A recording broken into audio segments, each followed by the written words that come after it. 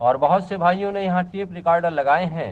मैं यहाँ बहुत से टेप रिकॉर्डरों को देख रहा हूँ और यकीनन वे इस वचन को टेप करेंगे। किसी भी समय आप ये जानना चाहें कि पवित्र आत्मा ने क्या कहा था, तो ये भाई दोबारा टेप सुनाकर आपको दिखा देंगे और आप अपनी समस्या का समाधान कर पाएंगे। देखना तथा ध्यान देना कि जैसा कहा जाएगा वैसा ही घटित होता है या नहीं। जब आप इन शब्दों को सुने कि यहोवा यूं फरमाता है, एक विशेष बात जो बताई जाए कि होगी या यह इस प्रकार से घटित होगी, तो उसको देखें कि वह ठीक निकलती है या नहीं। समझे, हमेशा से यही हो तरीका रहा है। अब थोड़ी सी पृष्ठभूमि बनाने के लिए, और मैं आज रात खुश हूं कि हम थोड़े से लोग यहाँ हैं और घर के से लोग हैं, क्या नहीं? हम में से कोई भी अजनबी नहीं है। मैं अपने कंटकी प्रांत की व्याकरण प्रयोग कर सकता हूँ और अनुभव कर सकता हूँ कि बस अपने घर में बैठा हूँ। अगर कोई कंटकी प्रांत का भाई यहाँ है तो ये न सोचे कि मैं वहाँ का उपहास उड़ा रहा हूँ। क्या कोई कंटकी वासी यहाँ है? कृपया हाथ उठाइए। ये समझना चाहिए कि मैं घर में हूँ, क्या नहीं? ये अच्छी बात है। मेरी माँ एक छात्रालय चलाती थी और मैं एक दिन वहाँ ये पता करने के लिए गया। लोगों का एक काफी बड़ा झुंड वहाँ ठहरने के लिए आया हुआ था और उनके लिए बड़ी लंबी मेज सजाई हुई थी। और मैंने पूछा, कितने लोग यहाँ कंटकी प्रांत के हैं, खड़े हो जाएं। सारे के सारे खड़े हो गए। और उस दिन मैं अपने गिरजे में गया और कहा, कितने लोग कंटकी से आए हैं? और हर कोई खड़ा हो गया। मैं कहूंगा भाई ये बहुत बढ़िया बात है, धर्म प्रचारकों ने बहुत अच्छा काम किया है, इसके लिए धन्यवाद। अब रोमियो की पुस्तक के 11वें अध्याय और 28 आयत व 29 आयत पढ़ेंगे। जब वचन पढ़ा जाता है तो उसे ध्यान पूर्वक सुनिए। वे सुसमाचार के भाव से तो तुम्हारे बैरी हैं, परंतु चुन लिए जाने के भाव से बाप दादों के प्यारे हैं। क्योंकि परमेश्वर अपने वरदानों से व बुलाहट से कभी पीछे नहीं हटता, यानी कि परमेश्वर के वरदान व उसकी बुलाहट बिना पश्चाताप किए उपलब्ध होती है। आइए हम प्रार्थना करें। प्रभु, आप हमारी सहायता करें जबकि हम इन वचनों पर भक्ति भाव से चिंतन करने जा रहे हैं। हम अपने सारे मन और निष्ठा से वचन सुनना चाहते हैं। ये सारी बातें आपकी महिमा के लिए कही गई हैं। प्रभु, मेरी सहायता कर और मेरे मस्तिष्क में वही विचार भर जो कहना चाहिए, और ये भी नियंत्रित कर कि मुझे कौन कौन सी बातें कितनी कहनी है। जब आप चाहें मुझे रोक देना। मेरी प्रार्थना है कि प्रत्येक हृदय इन बातों को ग्रहण करे ताकि इस सभा में जो बीमार व जरूरतमंद हैं उन्हें लाभ पहुंचे। क्योंकि मैं इस प्रार्थना को यीशु मसीह। अब जबकि हम थोड़े से लोग यहाँ बैठे हैं, मैं इस विषय पर बोलना चाहता हूँ। मैं कोशिश करूंगा कि आपको अधिक समय तक बिठाए न रखूं। मैं अपनी घड़ी सामने रख रहा हूँ और भरसक कोशिश करूंगा कि आपको थोड़े से समय में ही छोड़ दूं, ताकि आप कल रात फिर यहाँ जमा हो सकें। अब प्रार्थना में लगे रहिए। मैं नहीं सोचता कि मेरे लड़के ने आज प्रार्थना कार्ड बांटे हैं। मैंने तो कहा नहीं था, और उन्होंने कार्ड बांटे हैं या नहीं बांटे हैं, इससे कुछ फर्क नहीं पड़ता। हमारे पास यहाँ कार्ड है और अगर बीमारों को देने होंगे तो बांट देंगे। यदि ऐसा नहीं है तो हम देखेंगे कि पवित्र आत्मा क्या कहना चाहता है। अब आप बहुत ध्यान पूर्वक सुनिए। चूंकि हम थोड़े से लोग यहाँ हैं, इसलिए ये उपयुक्त समय है कि मैं इस विषय पर बातचीत करूं, क्योंकि ये मेरे व्यक्तिगत जीवन से संबंधित है। यही कारण है कि मैंने ये वचन आज रात पढ़ा है, ताकि आप देख सकें कि वरदान व बुलाहट कोई ऐसी बातें नहीं है कि जिसे मनुष्य अपनी योग्यता मान बैठे। यहाँ पौलुस कह रहा है कि सुसमाचार के भाव से यहूदी लोग वो अंधे बना दिए गए थे और परमेश्वर से दूर किए गए थे, और ये सब हमारी खातिर किया गया था। अगर इससे तुरंत पहले के पद में कहा गया है कि सारा इज़राइल उद्धार पाएगा, चुने जाने के कारण सारा इज़राइल उद्धार पाएगा। परमेश्वर पिता ने उनसे प्रेम किया और उन्हें अंधा इसलिए बना दिया था कि हम अन्य जातियां उद्धार के कार्यक्रम में कोई स्थान पा सकें, हम पश्चाताप कर सकें, ताकि इब्राहिम के वंश के द्वारा उस परमेश्वर के वचनानुसार सारी दुनिया आशीष पा सके। देखिए कि परमेश्वर की सर्वोच्च सत्ता कैसी महान है। उसके वचन को सर्वोच्च सर्वशक्तिमान होना ही है, वो और कुछ नहीं हो सकता। परमेश्वर ने हमें चुना है और उसी ने यहूदियों को भी चुना है। ये सारी बातें परमेश्वर के पूर्व ज्ञान में थीं। जब उसने उनको अस्तित्व में आने के लिए वचन कहा तो वो पहले से ही जानता था कि क्या क्या होगा। अब देखिए कि परमेश्वर परमेश्वर कहलाए, इसके लिए ये जरूरी है कि वो शुरू से अंत तक सब बातों को पहले से जान ले, अन्यथा वह अनंत परमेश्वर नहीं कहलाया जा सकता। परमेश्वर नहीं चाहता कि कोई नाश हो, निश्चित रूप से नहीं, किसी को भी नहीं चाहता कि वो नाश हो जाए। मगर सृष्टि के शुरू में, प्रारंभ के दिन के भी प्रारंभ में वो सब कुछ जानता था। परमेश्वर ठीक ठीक जानता था कि कौन बचेगा और कौन नहीं बचेगा। वो नहीं चाहता था कि लोग नाश हों। उसकी इच्छा नहीं है कि कोई नाश किया जाए, वरन उसकी इच्छा तो यही है कि हर कोई उद्धार पाए। मगर शुरू से ही वो जानता था कि कौन उद्धार पाएगा और कौन नहीं पाएगा। यही कारण है कि वो पहले से कह सकता है कि ये बात होगी, वो बात होगी, ऐसे होगी, वैसे होगी, या ये उस प्रकार से होगा, या ये मनुष्य उस तरह का मनुष्य होगा। आप समझे, क्योंकि वो अनंत है, इसी कारण वो सब कुछ पहले से जानता है। आप अगर इसका अर्थ क्या है ये जानना चाहें तो यूं समझें कि ऐसा कुछ नहीं है जिसे वह जानता ना हो। देखिए कि वो सब कुछ जानता है, जब समय शुरू नहीं हुआ था उससे पहले, उसके बाद, और जब समय नहीं होगा तब के बारे में भी वो आज भी सब कुछ जानता है। सब कुछ उसके मस्तिष्क में है। जैसा पौलुस ने रोमियो 8 और 9 अध्याय में कहा है, सो तू मुझसे कहेगा वो फिर क्यों दोष लगाता है। अतः हम ऐसा ही देखते हैं। सुसमाचार प्रचार करने के बारे में किसी ने मुझसे पूछा था कि भाई ब्रनम, क्या आप मानते हैं कि सुसमाचार प्रचार करना चाहिए जबकि पहले से चुने जाने का मत है? मैंने कहा, देखिए, उन्होंने कहा, तो फिर आप कैल्विन के सिद्धांत के समर्थक लगते हैं।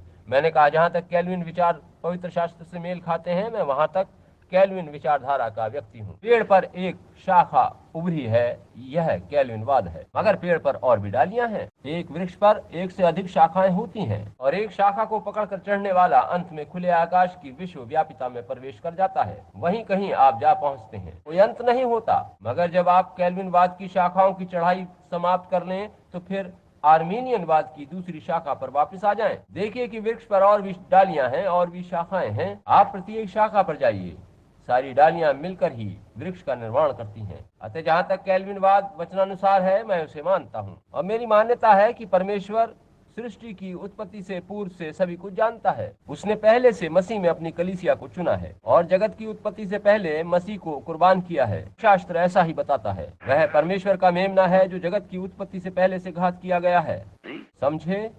और यीशु ने कहा था कि उसने हमें जगत की उत्पत्ति से पूर्व से जाना है। पौलुस ने ऐसा कहा है कि और अपनी इच्छा की सुमति के अनुसार हमें अपने लिए पहले से ठहराया कि यीशु मसीह के द्वारा हम उसके लेपालक पुत्र हों। वही परमेश्वर है, वही हमारा पिता है। अतः आप चिंता ना करें, चक्र ठीक ठीक चल रहे हैं, सब कुछ ठीक अपने समय पर होता जा रहा है। बस एक ही बात है कि आप प्रत्येक मोड़ पर मुड़ते जाएं। जब आप ऐसा करते जाएंगे तब आपको पता चलता जाएगा कि क्या करना है, और इसमें यही बहुत अच्छी बात है कि आपको खुद ब खुद पता चलता जाएगा। ध्यान दें कि वरदान और बुलाहट परमेश्वर की ओर से बिना पश्चाताप किए मिल जाते हैं। मैं अपनी बुलाहट को प्रभु में, पवित्र शास्त्र में इसी आधार पर गिन सकता हूँ। मैं विश्वास कर रहा हूँ कि आज रात मैं अपने मित्रों के साथ हूँ और वे इसको निश्चित रूप से समझेंगे और बात को अपने ऊपर नहीं ले जाएंगे। अगर मैं आपको समझाने के लिए ये कह रहा हूँ ताकि आप जान लें कि परमेश्वर ने क्या करने के लिए कहा है, और ये कि आप कुछ होता हुआ जब देखें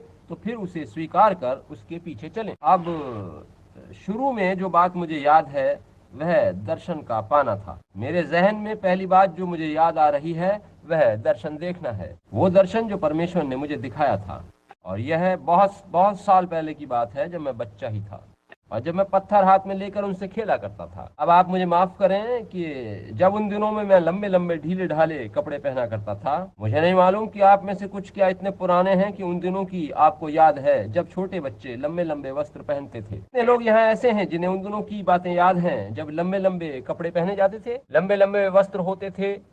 भाई मुझे याद है कि वहाँ उस पुरानी सी झोपड़ी में हम रहा करते थे। मैं फर्श पर घुटनों के बल सरकता चलता था, और तब कोई हमारे यहाँ आया था।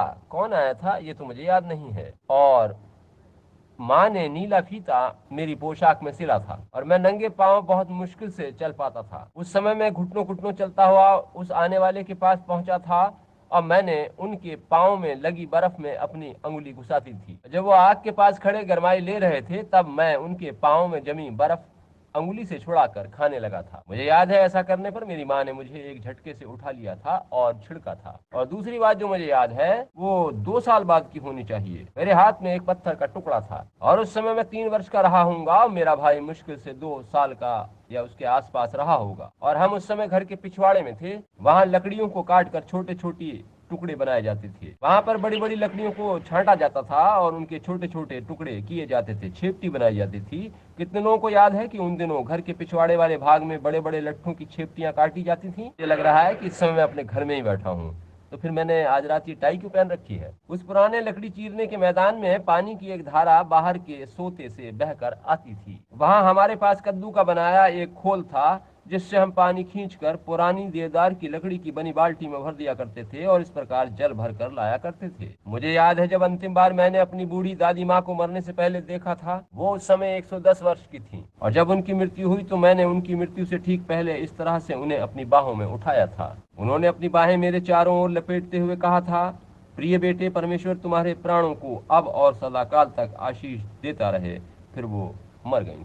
मैं नहीं समझता कि उनके पास जीवन में कभी अपनी एक जोड़ी जूती भी रही होगी। मुझे याद है कि मैं उन्हें देखा करता था और यहाँ तक कि जब मैं नवयुवक बन गया था तब भी नीचे जाकर उन्हें देखा करता था। हर सुबह वो उठती और नंगे पांव बर्फ पर चलती हुई उस झरने तक जाती और एक बाल्टी पानी भर कर लाती थी। पांव बर्फ में धंसे होते थे। आप इससे परेशान ना हो, वो 110 वर्षों तक जीवित रही। जी हाँ, वो बड़ी रूखी उबड़ खाबड़ किस्म की महिला थी। अब मुझे याद है कि वो मुझे यह बताने जा रही थी कि किस प्रकार से मेरे पापा बचपन में उन सफेद पत्थर के टुकड़ों से खेला करते थे जबकि वो बालक थे। और मैंने सोचा कि वो बेचारी बूढ़ी महिला किस प्रकार से उस अटारी में ऊपर चढ़ पाएंगी।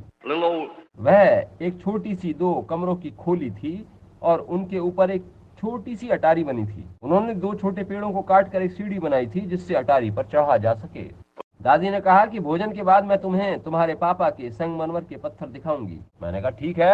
अतः वे मुझे इन पत्थरों को दिखाने जा रही थी जो ऊपर अटारी पर बक्से में उनके और सामान के साथ रखे थे, जैसे कि बड़े बूढ़े सभी रखते हैं। और मैंने सोचा कि ये बूढ़ी बेचारी दादी किस प्रकार से इस सीढ़ी पर चढ़ पाएंगी। अतः मैं वहां उनके पास पहुंचा और मैंने कहा, दादी माँ, प्यारी दादी, रुकिए, मैं साथ आता हूँ, आपकी मदद करूंगा। उन्होंने कहा, एक और खड़े रहो। और वो सीढ़ी पर गिलहरी की तरह से चढ़ गईं और ऊपर जाकर उन्होंने कहा, अब आ जाओ। दादी माँ, मैंने सोचा, ओ काश मैं भी उनकी तरह से होता। वह 110 वर्ष की थी और मैं स्वयं को काफी कमजोर पा रहा था। अब मुझे याद है कि जब मैं उस निर्झर के पास था तब हाथ में एक पत्थर का टुकड़ा लिए था और मैं उस पत्थर को वहां कीचड़ में इस प्रकार से फेंक रहा था और छोटे भाई को ये दिखाने की चेष्टा कर रहा था कि मैं कितना बलिष्ठ हूँ। और पेड़ पर वहां एक चिड़िया बैठी थी जो जोर जोर से चहक रही थी और मुझे लगा कि वो छोटी चिड़िया मुझसे कुछ कह रही है और मैंने मुड़कर सुनना चाहा, तभी वो उड़ गई। और तभी एक शब्द सुनाई दिया, तुम्हारे जीवन का एक बहुत बड़ा भाग या बहुत बड़ा समय एक दूसरे शहर में बीतेगा जिसे न्यू एल्बनी कहकर पुकारा जाता है। वो स्थान वहां से 3 मील दूर था जहां मुझे पाला पोसा गया था। लगभग 1 साल बाद मैं वहां उस स्थान पर ले जाया गया। तब हमारा कोई विचार नहीं था कि हम कभी न्यू एल्बनी जाएंगे। जीवन भर ऐसी ऐसी बातें होती रही हैं। अब देखिए कि मेरे परिवार वाले धार्मिक लोग नहीं थे। मेरे माता और पिता गिरजे नहीं जाते थे। उससे पहले वे कैथोलिक थे। मेरा एक छोटा भतीजा है जो आज रात मैं सोचता हूँ यहीं कहीं बैठा है। मुझे नहीं पता या है या नहीं, वो एक सैनिक है। मैं उसके लिए प्रार्थना कर रहा हूँ। वो कैथोलिक था, अब भी है। पिछली सभा जो यहाँ हुई उसमें उसने परमेश्वर के कामों को देखा था। जब वो मंच पर खड़ा था तब उसने कहा था, मैंने ये सब देखा। वो काफी समय से बाहर विदेशों में रहा था और उसने बताया ऐसा कैथोलिक गिरजों में नहीं होता। और उसने कहा कि अंकल बिल, मैं विश्वास करता हूँ कि जो कुछ आप कहते हैं वही सच है। और मैंने कहा, प्रिय, मैं नहीं, वो प्रभु यीशु ठीक है, वही है जो सही है, एक वही है जो सच है, ठीक है। और मैंने कहा, मेलविन, मैं तुमसे कुछ और करने के लिए नहीं कह रहा हूँ, मगर सिर्फ अपने पूरे हृदय से प्रभु यीशु की सेवा करो। तुम जहाँ जाना चाहो वहाँ जाकर उसकी सेवा करते रहो, मगर इस बात के प्रति तुम जरूर आश्वस्त हो जाना कि तुम्हारे हृदय में यीशु मसीह ने नए सिरे से जन्म लिया है। देखो, हृदय में उसने यदि जन्म ले लिया है तो फिर उसके बाद चाहे जहां जिस किसी भी गिरजे में चले जाना। अब मुझसे पहले परिवार के सारे जन कैथोलिक थे। मेरे पापा और मामा आयरलैंड के वासी थे। हमारे वंश के आयरिश खून में से बस हमारी दादी माँ चेरोकी इंडियन मूल की थी। मेरी माँ लगभग आधी आयरिश थी और इस प्रकार हमारी इस तीसरी पीढ़ी में मूल लहू लगभग धूमिल हो चुका है। किंतु मेरे पिता तक मूल रूप से आयरिश लहू में बस दादी माँ अपवाद थी और खानदानी नाम हार्वे और ब्रनम थे। उससे पहले के नाम लायंस थे जो कि पूरी तरह से आयरिश थे। वे सभी कैथोलिक थे, मगर मुझे और हम सभी को कभी कोई धार्मिक शिक्षा आदि बचपन में नहीं दी गई। मगर वे दर्शन के वरदान साथ थे। तब भी मुझे ऐसे ही दर्शन दिखाई देते थे जैसे कि आज दिखाई देते हैं। ये ठीक बात है, क्योंकि वरदान और बुलाहट बिना पश्चाताप के मिलते हैं।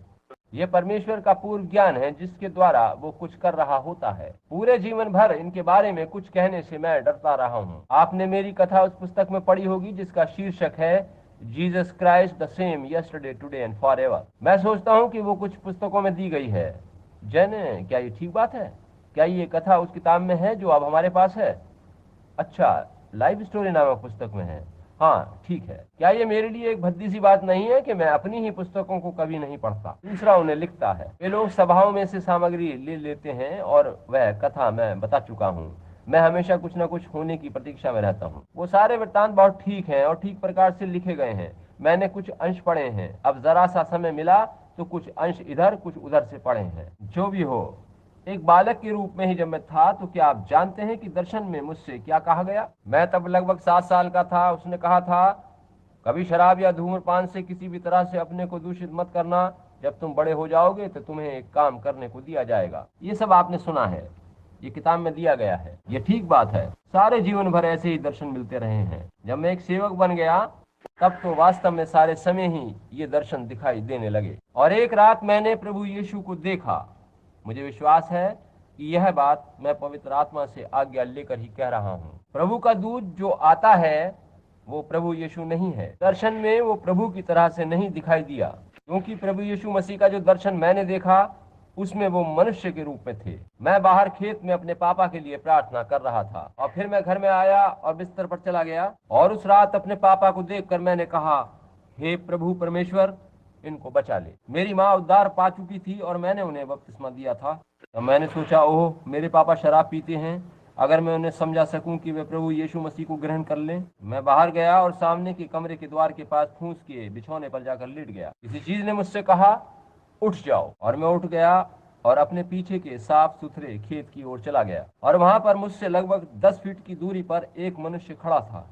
वो छोटे कद का और श्वेत वस्त्र पहने था। उसने अपनी बाहें इस प्रकार से मोड़ रखी थीं, थोड़ी सी दाढ़ी थी और बाल कांधे तक थे, और वो मुझसे कुछ इस तरह से हटकर दृष्टि किए हुए था। बड़ा शांत सा व्यक्तित्व दिखाई दे रहा था, मगर मैं ये नहीं समझ पाया कि किस तरह से उसके पांव थे। एक पांव दूसरे के पीछे था। हवा चल रही थी, उसका चोगा लहरा रहा था, जैसे महान धार्मिक ज्ञानियों का वस्त्र शान से लहराता है। मैंने सोचा कि 1 मिनट रुक जाऊं।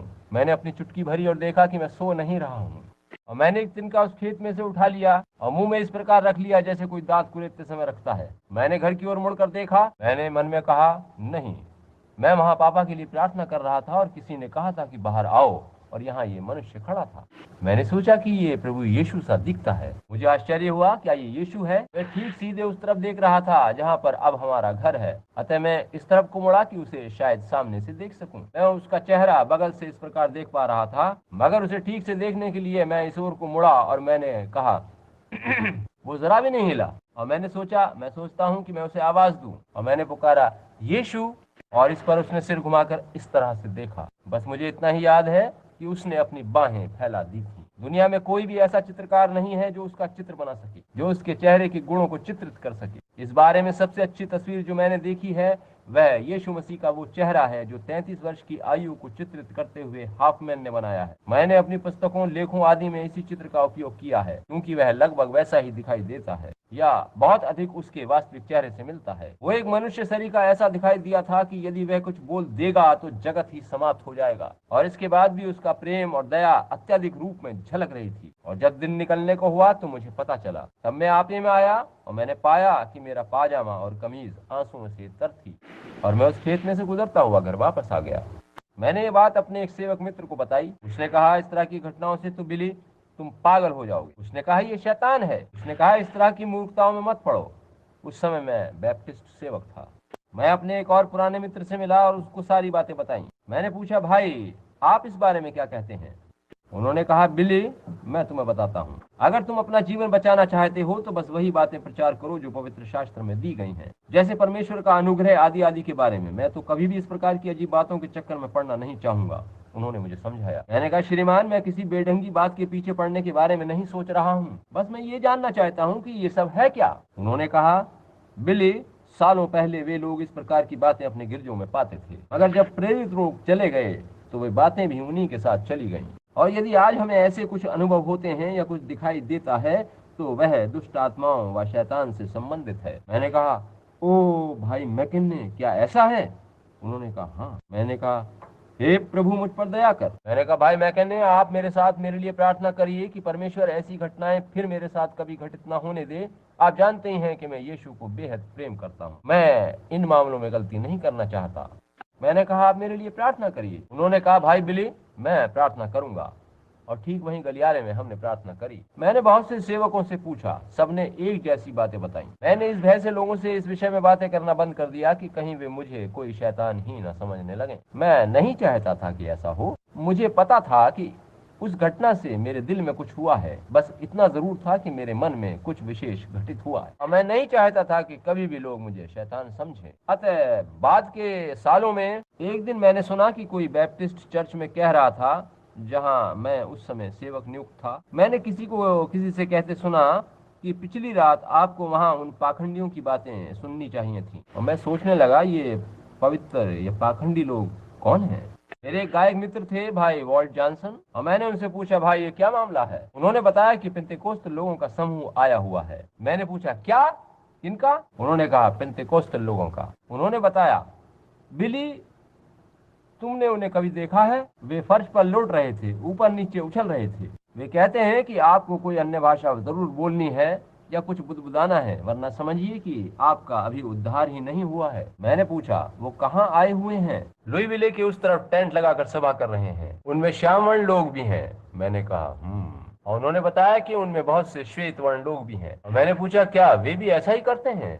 उन्होंने उत्तर दिया कि हाँ वे लोग भी वैसे ही व्यवहार करते हैं। और मैंने कहा ये मजेदार बात है कि लोग इस प्रकार के लोगों के साथ मिलकर वैसे ही करते हैं। मैंने कहा हमें इन बातों को देखना चाहिए, उनका पता करना चाहिए। एक रविवार की रात जो कुछ हुआ उसे मैं कभी नहीं भूल पाऊंगा। वह उस समय नारंगी के सूखे छिलके खा रहा था क्योंकि उसके पेट में गड़बड़ थी। वो इसी कलीसिया में से हैं, अब भी यहीं बैठे होंगे। मैं सोच रहा था अन्य भाषा में बुदबुदाना, बोलना, उछलना, कूदना ये क्या है? इस प्रकार से करके वे किस धर्म की बात कर रहे हैं? और इसी तरह की बातें मैं सोचता रहा। उसके बाद मैं एक वृद्ध सज्जन से मिला। वो इसी कलीसिया में से हैं, अब भी यहीं बैठे होंगे या वे उधर किसी गिरजे में गए होंगे। उनका नाम जॉन रियान है। उन बूढ़े सज्जन की लंबी सी दाढ़ी थी। मेरी उनसे एक जगह भेंट हुई, शायद वे भी यहीं बैठे हों। मैं सोचता हूँ कि वे हाउस ऑफ डेविड के थे, जो ऊपर बैटन हार्बर में स्थित है। उन पेंतेकोस्टल लोगों को मैं खोजना चाह रहा था जो लुईविले में कहीं थे, और वे उसको स्कूल ऑफ प्रॉफिट्स के नाम से पुकारा करते थे। मैंने सोचा कि मैं वहां जाकर देखूंगा कि वे सब क्या है। भाई मैंने तो किसी को वहां फर्श पर लुढ़कते नहीं देखा, मगर उनके सिद्धांत बड़े अजीब थे। और वहीं पर मेरी भेंट इन वृद्ध सज्जन से हुई थी तथा उन्होंने मुझे अपने घर आने का निमंत्रण दिया था। एक दिन छुट्टी में मैं एक दिन वहां गया, फिर उन सज्जन के घर पहुंचा, मगर वो कहीं गए हुए थे। मुझे उनकी पत्नी ने बताया कि वे इंडियानापोलिस में कहीं गए हैं क्योंकि प्रभु ने उन्हें बुलाया है। मैंने पूछा आपका मतलब है कि आप उन्हें इस प्रकार कहीं भी जाने देती हैं? उन्होंने कहा ओ वो परमेश्वर के सेवक हैं। अभी मैंने कुछ सप्ताह पहले सुना है कि उनकी वृद्ध पत्नी गुजर गई है। पूरी तरह से अपने पति को समर्पित थी। पत्नी को इसी तरह का होना चाहिए। ये ठीक है, चाहे पति गलत हो या सही, पत्नी को पति को समर्पित रहना चाहिए। वैसे उनके पति ठीक थे। आर्यन क्या आप यहाँ हैं? वे यहाँ नहीं है। उस दिन वे यहाँ थे क्या नहीं थे? वे उसी पर संतोष व गुजारा करते थे जो उन्हें मिल पाता था। उनके घर में खाने को कुछ नहीं होता था। ये सच है। मैंने मिशिगन के एक तालाब में से कुछ मछलियां पकड़ी थीं। मैं उन्हें लेकर उनके घर वापस पहुंचा। उनके पास उन मछलियों को पकाने के लिए तेल या परिष्कृत चर्बी तक नहीं थी। और मैंने कहा आपके पति ने घर में आपके लिए कुछ भी नहीं रख छोड़ा है। उनकी पत्नी ने कहा ओ मगर भाई बिल वो परमेश्वर के सेवक हैं। और मैं सोचने लगा भाई आपके हृदय को प्रभु आशीष दे, मैं आपके साथ रहूंगा। ये ठीक है, आप अपने पति के बारे में इस प्रकार के उच्च विचार रखती हैं तो मैं भी आपका साथ देने के लिए तैयार हूँ। ये सच है, मैं आज वैसी ही महिलाओं की जरूरत है और वैसे ही और पुरुषों की जरूरत है जो अपनी पत्नियों के बारे में इस तरह से सोच सकते हैं। ये ठीक बात है। यह अमेरिका और भी अच्छा बन सकता है यदि पति पत्नी इस तरह से मिलजुल कर रहें। चाहे दोनों में से कोई भी गलत हो, दोनों एक दूसरे के लिए समर्पित रहें, तब इतने तलाक नहीं होंगे। तब मैं घर वापस चल दिया और जब मैं वापस आ रहा था तो मिशावाका स्थान से गुजरते समय मैंने अजीब बात देखी। मैंने बहुत सी पुरानी कारों पर बड़े बड़े अक्षरों में जीसस ओनली लिखा देखा। मैंने सोचा कि ये जीसस ओनली क्या है, कुछ धार्मिक मामला होना चाहिए। और मैं उधर को गया तो साइकिलों पर भी जीसस ओनली देखा। कैडिलैक कारों, मॉडल टी फोर्ड ट्रकों, सभी पर जीसस ओनली लिखा था। मैंने सोचा आश्चर्य की बात है, ये सब क्या है। मैंने उधर जाकर पूछताछ करी तो पाया कि कोई धार्मिक सभा हो रही है। और 1500 से 2000 के लगभग लोग उसमें आए हैं। और मैंने लोगों से उनके चिल्लाने, उछलने, कूदने आदि के बारे में बहुत सी बातें सुनी। और मैंने कहा अब यहाँ देखूंगा कि ये पवित्र पाखंडी यानी होली रोलर्स वगैरह क्या है। आप जानते हैं कि मेरे पास मेरी पुरानी फोर्ड कार थी जो मैं कहा करता था कि 30 मील प्रति घंटे की गति से चलती है, 15 मील जाना और 15 मील वापस आना। अतः मैंने कार को एक किनारे खड़ा किया और गाड़ी खड़ी करने के बाद वापस उस सड़क पर पैदल ही उधर को चल दिया। मैं वहां अंदर पहुंचा, चारों ओर देखा और हर कोई जो खड़ा हो सकता था वहां खड़ा था। मुझे उनके सिरों के ऊपर से आगे देखना पड़ रहा था और वो लोग चिल्ला रहे थे, स्तुति गान कर रहे थे, उछल कूद रहे थे, गिर रहे थे और ये सब चल रहा था। मैंने सोचा ये कैसे लोग हैं। मगर जितनी अधिक देरी तक मैं वहां खड़ा रहा उतना ही अच्छा मुझे लगने लगा। काफी अच्छा है ये सब, इन लोगों में कुछ भी गलत बात नहीं है, ये सन की लोग नहीं है। मैंने सोचा, मैंने उनमें से कुछ लोगों से बातचीत करी, वो बड़े अच्छे लोग थे। ये वही सभा थी जिसके बाद मैं पूरी रात बाहर वहीं रुका था और दूसरे दिन फिर से उनकी सभा में गया था। ये सारी बातें आप मेरी जीवन कथा में सुन चुके हैं। मैं 150 या 200 अन्य सेवकों के साथ मंच पर था, हो सकता है संख्या कुछ अधिक हो, और वो चाहते थे कि हर कोई खड़े होकर ये बताए कि वह कहां से आया है। और मैंने कहा बैप्टिस्ट प्रचारक विलियम ब्रनम, जेफरसन विले, और फिर मैं बैठ गया। सभी लोग इतना बताकर कि वो कहां से आए हैं बैठते गए। अगली सुबह जब मैं वहां पहुंचा, उस रात में बाहर मैदान में ही सोया था। फोर्ड की दोनों सीटों के बीच अपनी पैंट बिछाकर सो गया। मैं पुरानी सी ढीली ढाली सियर सकर पैंट पहने था और टी शर्ट पहने था। अगली सुबह मैं सभा में पहुंचा और वही टी शर्ट पहने हुए था। मेरे पास बस $3 थे और मुझे इतना ईंधन भी लेना था कि घर वापस पहुंच सकूं। मैंने तब कुछ क्रीम रोल्स खरीदे जैसे कि आप जानते हैं, मगर मेरा काम चल गया था। मैंने जाकर पास ही के एक नल से पानी लिया और काफी काम हो गया। अतः मैंने उन रोल्स को सटका और पानी पीकर अपना नाश्ता कर लिया। मैं उन लोगों के संग भोजन कर सकता था। दिन में 2 बार उन्होंने भोजन का प्रबंध किया हुआ था, मगर चंदे में डालने के लिए मेरे पास पैसे नहीं थे। अतः मैं उन पर व्यर्थ का भार नहीं डालना चाहता था। और मैं वहां उस सुबह सभा में पहुंचा। मुझे इसी बात को खास तौर से कहना है। उस सुबह जब मैं अंदर पहुंचा तो सुना कि वो कह रहे थे हमें विलियम ब्रैनम की तलाश है, एक नवयुवक बैप्टिस्ट प्रचारक जो पिछली रात यहाँ मंच पर थे। कहा जा रहा था हम चाहते हैं कि आज रात वो सुसमाचार प्रचार करें। मैंने समझा कि वो लोग किस तरह के हैं। मैं बैप्टिस्ट हूँ, वो मेरी खिंचाई करने की सोच रहे हैं। मैं अपनी कुर्सी में नीचे को धंस कर बैठ गया।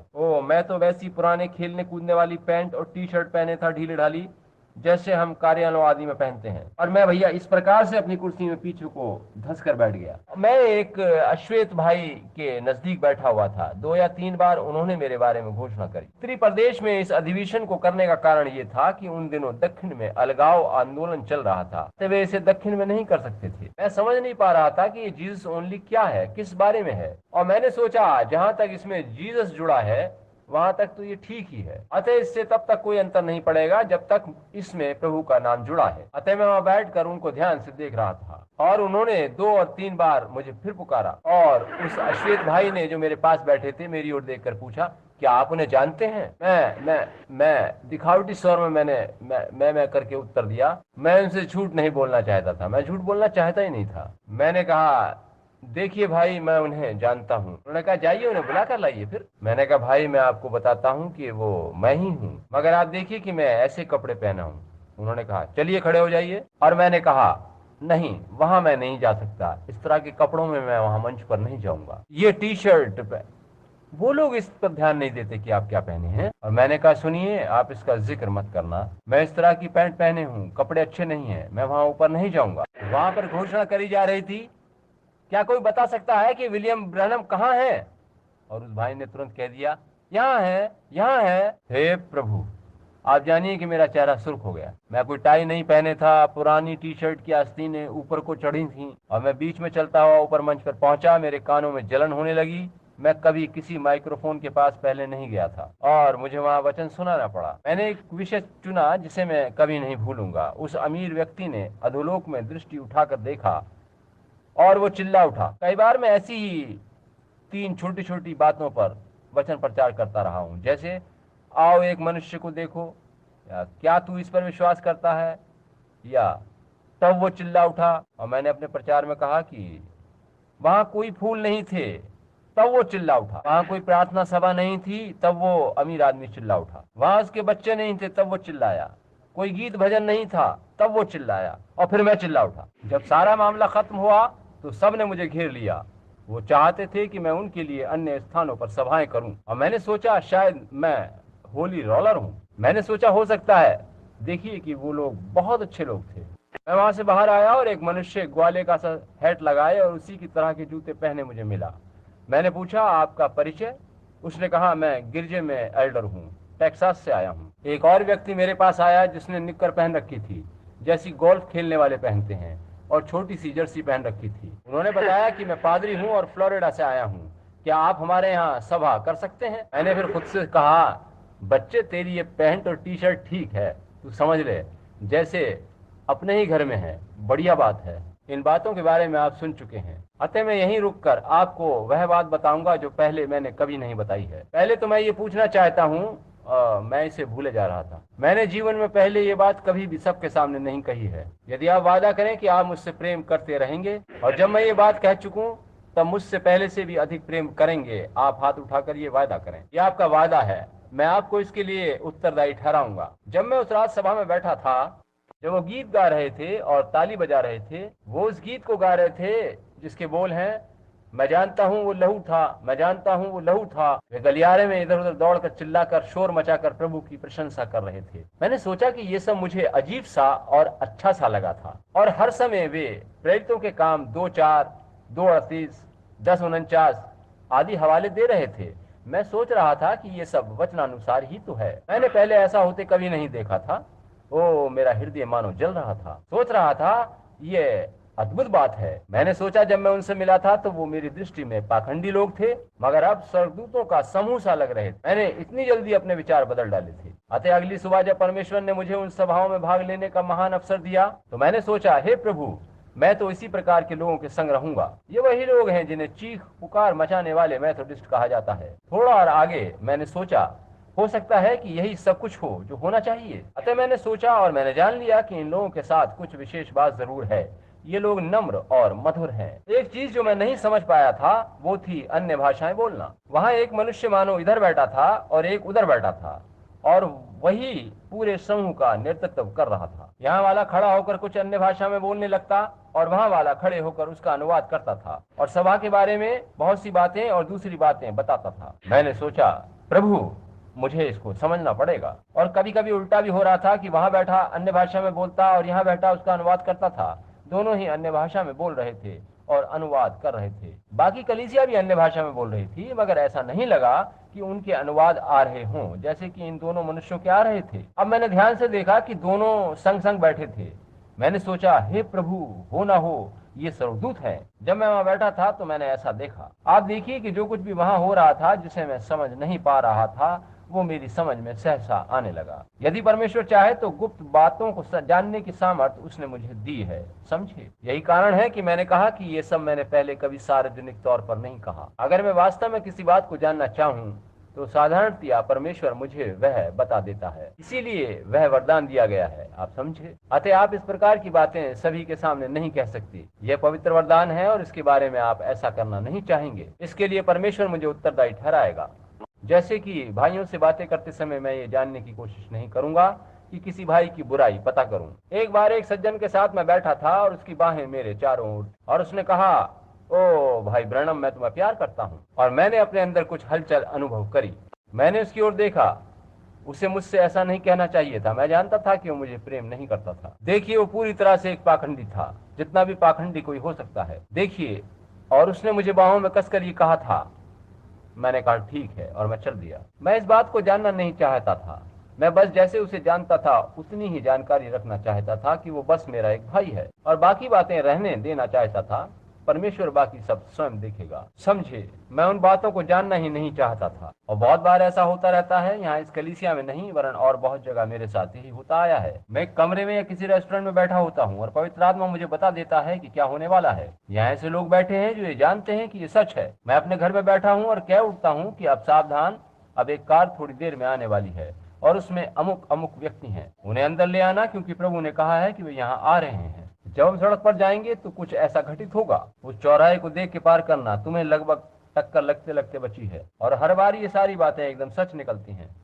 अतः इसमें आप स्वयं को गहराई तक नहीं उलझाना चाहते। ये परमेश्वर का वरदान है, आप इसे उपयोग में ला सकते हैं, मगर आपको देखना है कि इससे आप क्या करने जा रहे हैं। परमेश्वर आपसे इसका हिसाब लेगा। मूसा को देखिए, मूसा परमेश्वर की ओर से भेजा मनुष्य था। क्या आप इस पर विश्वास करते हैं? पहले से चुना, अभिषिक्त किया एक नबी था, और परमेश्वर ने उसे भेजकर कहा, जाकर उस चट्टान से कह दे, वो जल देगी।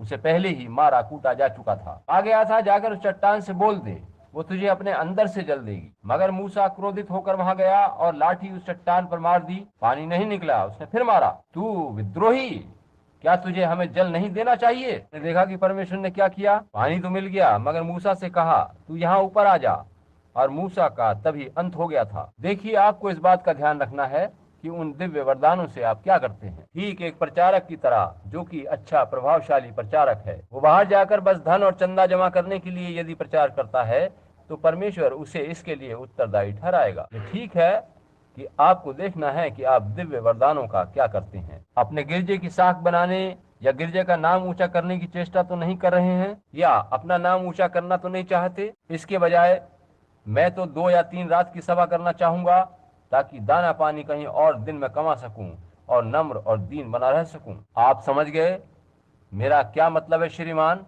जी हाँ, हमेशा अपने तय किए स्थान पर बने रहिए, ताकि परमेश्वर का हाथ आपके ऊपर बना रह सके। याद रखिए कि जीवन के अंदर की बातें हैं। अतः उस दिन मैंने सोचा कि चलो इस सारे मामले को चलकर देखा जाए। मैं उन लोगों के बारे में इतना सावधान हो गया था कि मैंने सोचा कि मैं उनके बारे में जान लूं। जब सभा समाप्त हो गई तो मैंने उन दोनों व्यक्तियों को चारों ओर ढूंढना शुरू किया। मैंने ढूंढना शुरू किया तो उनमें से एक मुझे मिल गया। मैंने पूछा, श्रीमान आप कैसे हैं? उसने पूछा, और आप कैसे हैं? पूछा, क्या आप ही वो नौजवान प्रचारक हैं जिन्होंने आज प्रातः वचन प्रचार किया था? तब मैं 23 वर्ष का था। मैंने कहा, जी हाँ श्रीमान। आपका क्या नाम था? मैंने कहा, ब्रनम।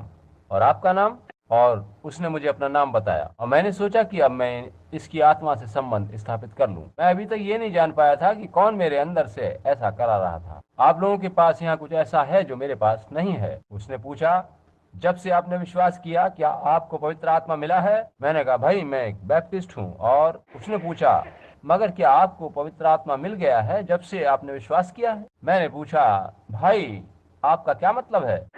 मुझे ये पता है कि जो कुछ आपके पास है वो मेरे पास नहीं है।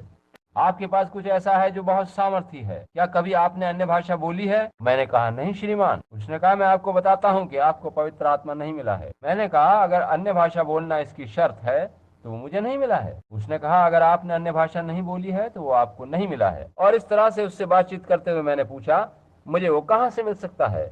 और उसने कहा, कमरे में जाइए और पवित्र आत्मा की खोज शुरू कर दी। मैं उसे देखता रहा और वो नहीं जानता था कि मैं क्या कर रहा हूँ। मुझे पता था कि उसे अजीब सी अनुभूति हो रही है, क्योंकि जब उसने मेरी ओर देखा तब उसकी आंखें कांच की तरह से दिखाई दे रही थीं। मगर वो सच्चा मसीही था। वो पूरी तरह से 100% सच्चा मसीही जन था। ये ठीक है, मैंने सोचा, परमेश्वर की प्रशंसा हो, मुझे सही बात पता चल गई। मुझे उस वेदी पर कहीं न कहीं उसे पाना है। मैं बाहर आया और चारों तरफ देखा कि मुझे वो दूसरा व्यक्ति भी मिल जाए। मुझे वो मिल गया और मैंने बातचीत शुरू कर दी। और मैंने पूछा, आप कैसे हैं श्रीमान? उसने पूछा, कहिए आप किस गिरजे से हैं? मुझे बताया गया है कि आप बैप्टिस्ट हैं। मैंने कहा, जी हाँ। और उसने पूछा, आपको अभी तक पवित्र आत्मा नहीं मिला है? मिला है क्या? मैंने कहा, भाई मुझे नहीं पता। उसने पूछा, क्या कभी आपने अन्य भाषा बोली है? मैंने कहा, नहीं श्रीमान। और मैंने कहा, भाई मैं जानता हूँ कि मुझे वो सब नहीं मिला है जो आपके पास है, मगर मेरे भाई मैं चाहता हूँ कि उसे पाऊं। उसने कहा, ठीक है, वहाँ जल कुंड पहले से तैयार है बपतिस्मे के लिए। मैंने कहा, मेरा बपतिस्मा हो चुका है, मगर मुझे वो सब नहीं मिला है जो आपको मिला है। आपके पास कुछ ऐसा है जिसे मैं भी पाना चाहता हूँ। और उसने कहा, यह अच्छी बात है।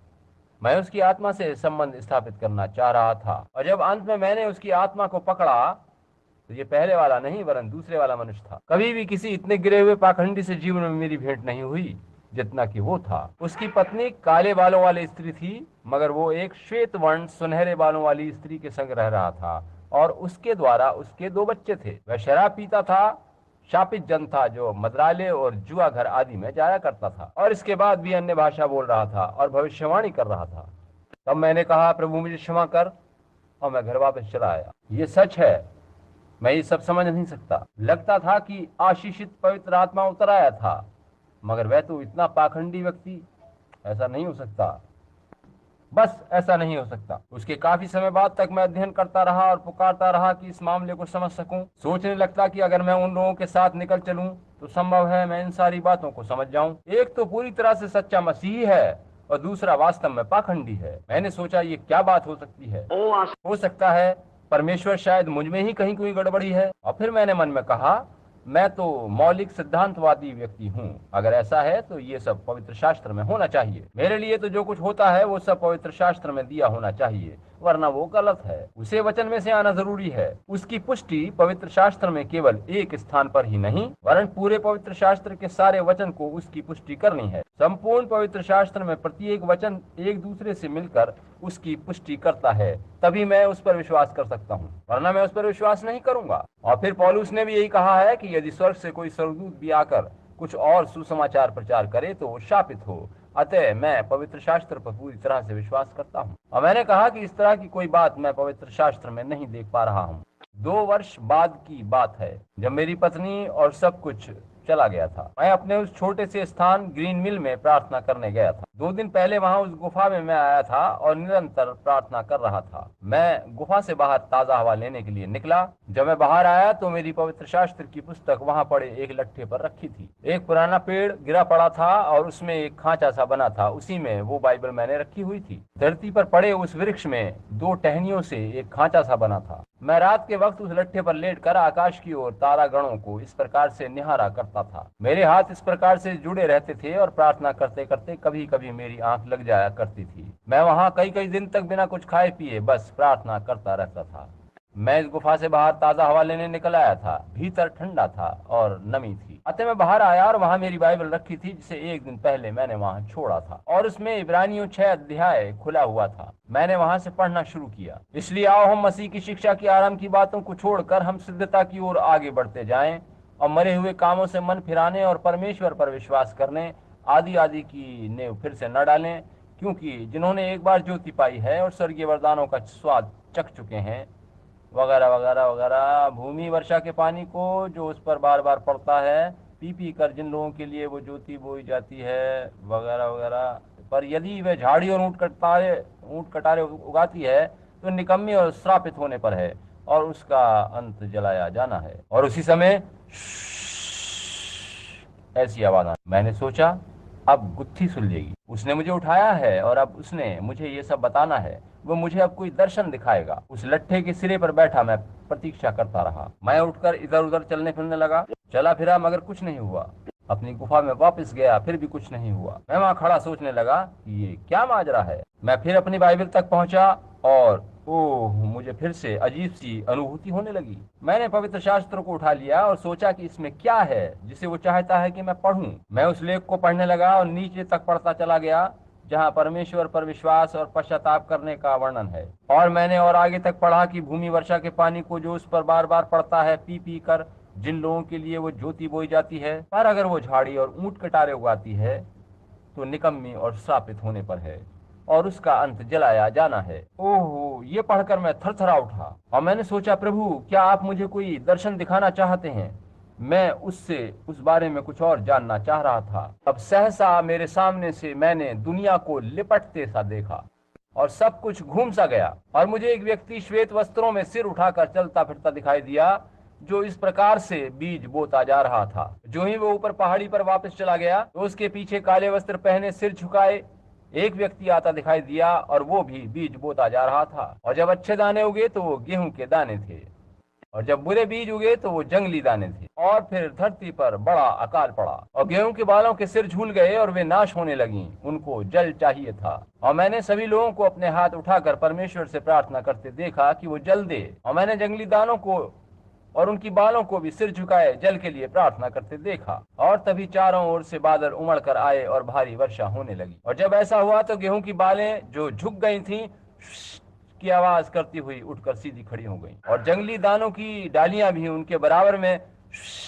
की आवाज करती सीधी खड़ी हो गई। मैंने सोचा ये क्या बात है। तब ये मामला मेरी समझ में आया। यही बात है, वही वर्षा जो गेहूं को उगाती है वही जंगली दानों को भी उगाती है। वही पवित्र आत्मा एक झुंड पर उतर सकता है और एक पाखंडी को भी दूसरे लोगों के समान आशीष दे सकता है। यीशु ने कहा था कि उनके फलों से तुम उन्हें पहचान लोगे। इस बात से नहीं कि वो जय जयकार कर रहा है, आनंदित हो रहा है, वरन उसके फलों से तुम उसे पहचान लोगे। मैंने सोचा यही बात है प्रभु, मैं समझ गया। मैंने कहा, वास्तव में ये बात सच है कि परमेश्वर को जाने बिना भी आप उसके वरदान पा सकते हैं। तभी तो मैं अन्य भाषाएं बोलने के संबंध में काफी आलोचनात्मक रुख अपनाता रहा हूँ, आप समझे। मगर एक दिन परमेश्वर ने उस बारे में किस प्रकार से अपने वचन को जीवन प्रकट किया। ओहियो नदी के तट पर अपने प्रथम समूह को बपतिस्मे दे रहा था, और उस समय मैं 17वें व्यक्ति को बपतिस्मा दे रहा था। मैंने उसे बपतिस्मा देते समय कहना शुरू किया कि पिता, मैं इसे जल से बपतिस्मा दे रहा हूँ,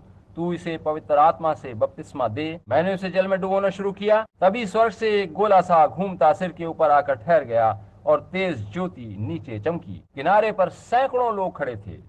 जून महीने की दोपहर 2 बजे का समय था, और वह प्रकाश ठीक वहां मेरे ऊपर ठहर गया था। एक शब्द वहां सुनाई दिया, जिस तरह मसीह की प्रथम आमद से पूर्व यूहन्ना बपतिस्मा देने वाले को आगे आगे भेजा गया था, तेरे द्वारा एक सुसमाचार भेजा जाएगा जो मसीह के दूसरे आगमन से पूर्व उसके आगे आगे चलेगा। इससे मेरी हालत मृत प्राय हो गई थी। मैं वापस जब तट पर आया तब वहां बहुत से लोग थे, कपड़े धोने वाले, दवाई बेचने वाले आदि हजारों लोग एकत्रित थे। उस दिन दोपहर मैंने 200-300 मनुष्यों को बपतिस्मे दिए थे। जब उन्होंने मुझे जल में से बाहर निकाला, मुझे जल में से खींचा, तो डीकंस आदि ने मुझसे पूछा उस प्रकाश का क्या अर्थ था।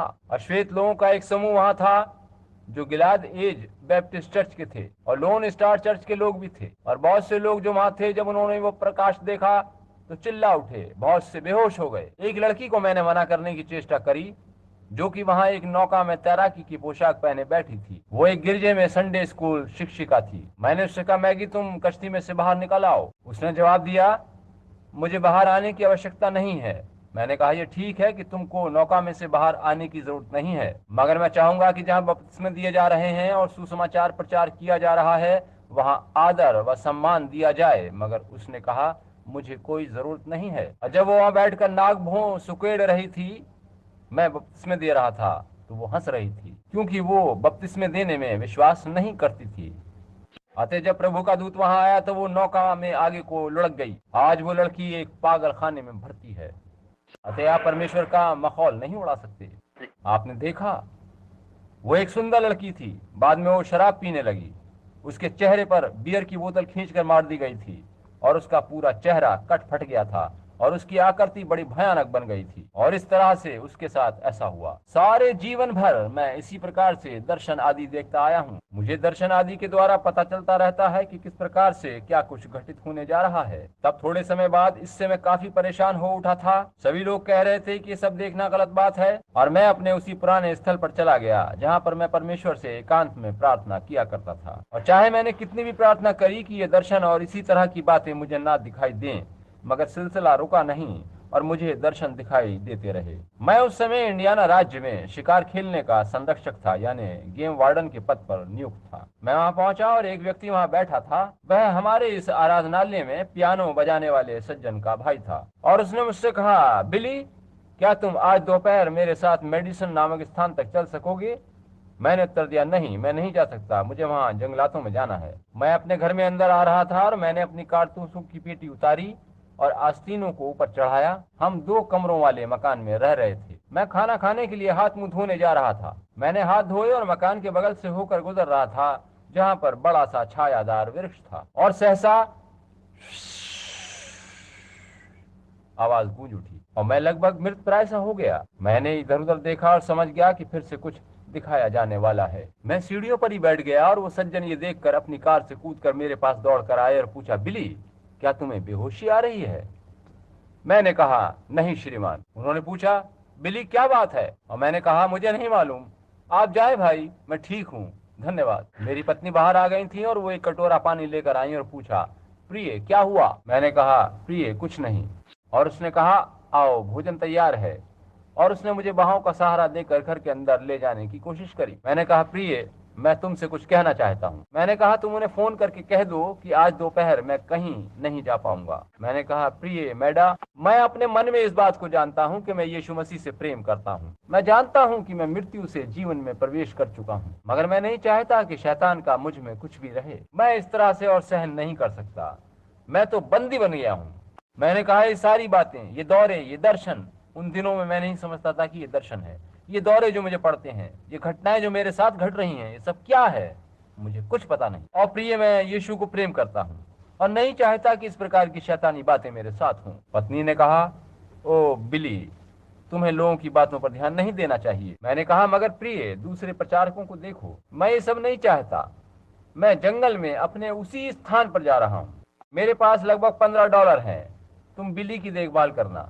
बिली तब बहुत छोटा सा बच्चा था। मैंने कहा, ये पैसे तुम्हारे और बिली के लिए थोड़े समय तक काफी होंगे, और उन लोगों को फोन पर कह दो कि मैं कल तक वापस आ जाऊंगा, और हो सकता है शायद कभी लौट कर आ भी ना पाऊं। उनसे कहना, अगर मैं 5-6 दिन में लौट कर ना आ सकूं तो मेरी जगह दूसरा आदमी रख लें। मैंने कहा, मैडम, मैं उस जंगल से तब तक वापस नहीं लौटूंगा जब तक परमेश्वर इस बात का वायदा न करे कि वह ये सब अजीब बातें मुझसे दूर करेगा और ये कभी फिर मुझे तंग नहीं करेंगे। आप जरा सोचिए कि मनुष्य कितना अज्ञानी हो सकता है। और उस रात में वहां ऊपर जंगल में चला गया। वहां पर एक पुरानी केबिन थी। उसी के फर्श पर मैं प्रार्थना करता रहा। मुझे देरी हो चुकी थी और मैं दूसरे दिन ऊपर और आगे पहाड़ों में, जंगलों में जाने वाला था। मैं नहीं सोचता कि FBI भी मुझे वहां से खोज पाती। मैं इस पुरानी केबिन में था। मैं पूरे दोपहर बाद उसी में प्रार्थना करता रहा था और इस समय काफी अंधेरा हो चुका था। मैंने प्रार्थना करी और पवित्र शास्त्र में से वो लेख पढ़ा जहाँ यूं लिखा है, भविष्यद्वक्ता की आत्मा उसके अपने वश में होती है। मैं इसका मतलब नहीं समझ पाया। उस समय पुरानी केबिन में काफी अंधियारा छा गया था। जब मैं छोटा बालक था तो इसी केबिन में ठहरता था और वहीं से इधर उधर जाकर मछली का शिकार खेलता और रात को वहीं केबिन में गुजारा करता था। ये एक पुरानी सी टूटी फूटी केबिन थी जो काफी वर्षों से वहां खड़ी थी। इस हालत में आने से पहले इसमें जरूर कोई किराएदार कभी रहता होगा। अतः मैं वहीं पर प्रतीक्षा कर रहा था। मैं वहां सोचता रहा। 1 बजा, 2 बजे और सुबह के 3 बज गए। मैं फर्श पर चहलकदमी करता रहा, इधर से उधर चलता रहा। मैं फिर वहां पर रखे एक स्टूल पर बैठ गया। चौकी नहीं, वो एक छोटा सा बक्सा था, उस पर बैठ गया। हे परमेश्वर, आप मेरे संग ऐसा क्यों कर रहे हैं? मैंने कहा, पिता, आप जानते हैं कि मैं आपसे प्रेम करता हूँ। आपको मालूम है कि मैं आपसे प्रेम करता हूँ। मैं नहीं चाहता कि शैतान मुझ में वास करे। मैं नहीं चाहता कि वो घटनाएं मेरे साथ घटती रहें। परमेश्वर, कृपा करके ऐसा होने दें कि वे फिर कभी मेरे साथ ना घटे। मैंने कहा, मैं आपको प्रेम करता हूं। मैं नरक में नहीं जाना चाहता। अगर मैं ही गलत हूं तो फिर मेरे प्रचार करने और इस दिशा में मेहनत करने का लाभ ही क्या है? तब तो न केवल मैं स्वयं को नरक की ओर ले जा रहा हूं, वरन हजारों लोगों को भी गलत दिशा दिखा रहा हूं, या सैकड़ों लोगों को गलत बता रहा हूं। उन दिनों मेरे पास बड़ी सेवकाई थी और मैंने कहा, मैं नहीं चाहता कि ऐसी बातें मेरे साथ फिर कभी हों। और मैं उस छोटी सी चौकी पर बैठ गया। ओह, और मैं कुछ इस तरह से वहां मैं इस तरह से बैठा था और अचानक एक प्रकाश कमरे में कौंधा। मैंने सोचा कि कोई बत्ती हाथ में लिया आ रहा है और मैंने चारों ओर देखा और सोच ही रहा था, और वह प्रकाश ठीक मेरे सामने था। पुराने लकड़ी के तख्ते फर्श पर पड़े थे। एक पुराना ड्रम स्टोव वहां कोने में धरा था जिसका ऊपरी भाग काट दिया गया था, और वह प्रकाश ठीक मेरे सामने था। और ठीक मेरे सामने फर्श पर वो प्रकाश ठहरा हुआ था। और मैंने सोचा, ये कहां से आया है? यह ऐसे तो आ नहीं सकता। मैंने इधर उधर देखा और वही प्रकाश मेरे ऊपर था। वो ठीक मेरे ऊपर टंगा था, इस प्रकार से स्थिर था। वह आग के गोले की तरह से घूम रहा था और उसमें से कुछ हरा सा प्रकाश निकल रहा था और उसके ऊपर से इस प्रकार की आवाजें आ रही थी। मैंने उसे देखा और सोचने लगा कि क्या है। मैं डर गया था और मैंने किसी के आने की आहट सुनी। बस कोई नंगे पांव चलकर आ रहा था। पूरे कमरे में अंधेरा था, मगर जहां रोशनी थी वहां पर मैंने एक मनुष्य के पांव को आते देखा। मैंने एक मनुष्य के पांव को देखा जो वहां आ रहे थे। और जब वो कमरे में दाखिल हुआ और आगे को आया तो मैंने देखा कि वह मनुष्य लगभग 200 पाउंड वजन का रहा होगा। उसने इस प्रकार से अपने हाथों को मोड़ रखा था। मैंने उसे घूमती हुई तेज हवा के गोले के रूप में देखा था। मैंने उसको बातें करते सुना था और उसको प्रकाश के रूप में देखा था, मगर पहली बार मैंने उसे उसके इस स्वरूप में देखा। वो मेरे पास चलकर आया, एकदम निकट। मित्रों, ईमानदारी से कह रहा हूं कि मुझे लगा कि मेरा हृदय काम करना बंद कर देगा। मैं कल्पना कर सकता हूं। आप जरा कल्पना करके देखिए, आपको भी वैसा ही महसूस होगा। हो सकता है कि आप मुझसे ज्यादा धार्मिक और भक्त हों, मुझसे बेहतर मसीही हों, मगर आप भी उसे देखकर वैसा ही अनुभव करते जैसा मैंने किया। सैकड़ों बार मेरे पास आने के बाद भी जब वो मेरे निकट इस तरह से आया तो मानो मुझे लकवा मार गया। कभी कभी ऐसा भी हुआ कि मैं लगभग मृत प्राय हो गया। बहुत कमजोरी सी मुझे महसूस हुई। जब मैं बहुत देर तक मंच पर वचन प्रचार करता रहा तो बहुत बार मुझे ऐसा लगा कि मैं खत्म हो गया हूँ। मैंने स्वयं को घंटों तक उनके अंदर डूबा पाया है और मुझे उस अवधि में ये भी पता नहीं होता था कि मैं कहाँ हूँ और मैं इसकी व्याख्या नहीं कर सकता। पवित्र शास्त्र में पढ़कर देखिए, वही इसकी व्याख्या करेगा। पवित्र शास्त्र ऐसा ही बताता है। अतः मैं वहाँ बैठा था और उसकी ओर देख रहा था। मैंने इस प्रकार से अपना हाथ उठा रखा था, वो ठीक मेरी ओर ही देख रहा था और बड़ा खुशगवार दिखाई दिया था, मगर उसकी आवाज बहुत गहरी थी और उसने कहा, मत डर, मैं सर्वशक्तिमान परमेश्वर की उपस्थिति में से भेजा गया हूँ। जब उसने ये शब्द कहे तो ये वही आवाज थी जो मुझसे उस समय बोली थी जब मैं 2 वर्ष का बालक था, और बाद में भी यही आवाज मुझसे बातें करती रही है। मैंने जान लिया था कि ये प्रभु ही था। अब वो बातचीत सुनिए जो उसके साथ हुई। मैं अपनी जानकारी से शब्द दर शब्द उसे बताना चाहता हूँ। मैं मुश्किल से वो सब याद कर पाया हूँ। मैं इस प्रकार से उसकी ओर देख रहा था। उसने बड़े शांत स्वर में कहा, मत डर, मुझे सर्वशक्तिमान परमेश्वर की उपस्थिति में से भेजा गया है कि तुम्हें बताया जाए कि तुम्हारा जन्म विशेष चिन्ह के साथ हुआ है। आप जानते ही हैं कि मेरा जन्म जब हुआ तो क्या हुआ था। जब मेरा जन्म हुआ था तो मेरे ऊपर वही प्रकाश ठहरा हुआ देखा गया था, और इसीलिए उसने कहा, तुम्हारा अजीबोगरीब जन्म और गलतफहमी से भरा तुम्हारा जीवन यह संकेत देने के लिए है कि तुम्हें सारी दुनिया में जाकर बीमारों के लिए प्रार्थना करनी है। उसने आगे कहा, चाहे उन्हें किसी भी तरह की बीमारी हो, और परमेश्वर जो मेरा न्यायी है वो जानता है कि उसने कहा, कैंसर की बीमारी भी चाहे हो, अगर तुम लोगों को अपने ऊपर विश्वास कराने में सफल होगे और निष्ठा के साथ प्रार्थना करोगे, हमारी प्रार्थना के सामने कोई भी बीमारी नहीं ठहर सकेगी, यहाँ तक कि कैंसर भी नहीं। देखा आपने, कहा गया, यदि तू लोगों को विश्वास करने के लिए तैयार कर सका। और मैंने पाया कि वो मेरा शत्रु नहीं था, वो मेरा दोस्त था, और मैं नहीं जानता था कि जब वो मेरे नजदीक आ रहा था उस समय मैं मरने जा रहा था या क्या घटित हो रहा था। और मैंने कहा, श्रीमान, मैं तब चंगाई देने व वरदान आदि के बारे में जानता ही कुछ नहीं था। मैंने कहा, श्रीमान, मैं एक निर्धन व्यक्ति हूँ। और मैंने कहा, मैं अपने लोगों के मध्य में रहता हूँ, मैं अपने निर्धन लोगों के बीच में रहता हूँ, मैं पढ़ा लिखा नहीं हूँ। और मैंने कहा, मैं ऐसा नहीं कर पाऊंगा, लोग मुझे समझ नहीं पाएंगे, वो मेरी सुनेंगे ही नहीं। और उसने कहा, जिस प्रकार से मूसा को 2 वरदान यानी चिन्ह दिए गए थे ताकि उसकी सेवकाई की पहचान हो सके, उसी प्रकार तुम्हें भी 2 वरदान दिए जा रहे हैं जिससे कि तुम्हारी सेवकाई जीवंत प्रकट हो सके। उसने कहा, एक वरदान तो ये होगा कि जिस व्यक्ति के लिए तुम प्रार्थना करोगे उसका सीधा हाथ तुम अपने उल्टे हाथ से पकड़ना और उसके बाद फिर शांत खड़े हो जाना, और एक प्रभाव, शारीरिक प्रभाव तुम्हारी देह पर उत्पन्न होगा। तब तुम प्रार्थना करना। तब यदि वह उत्पन्न प्रभाव समाप्त हो जाए तो समझना कि बीमारी उस मनुष्य को छोड़कर चली गई है। यदि वो प्रभाव ना जाए तो बस उसके लिए आशीष मांगकर आगे बढ़ जाना।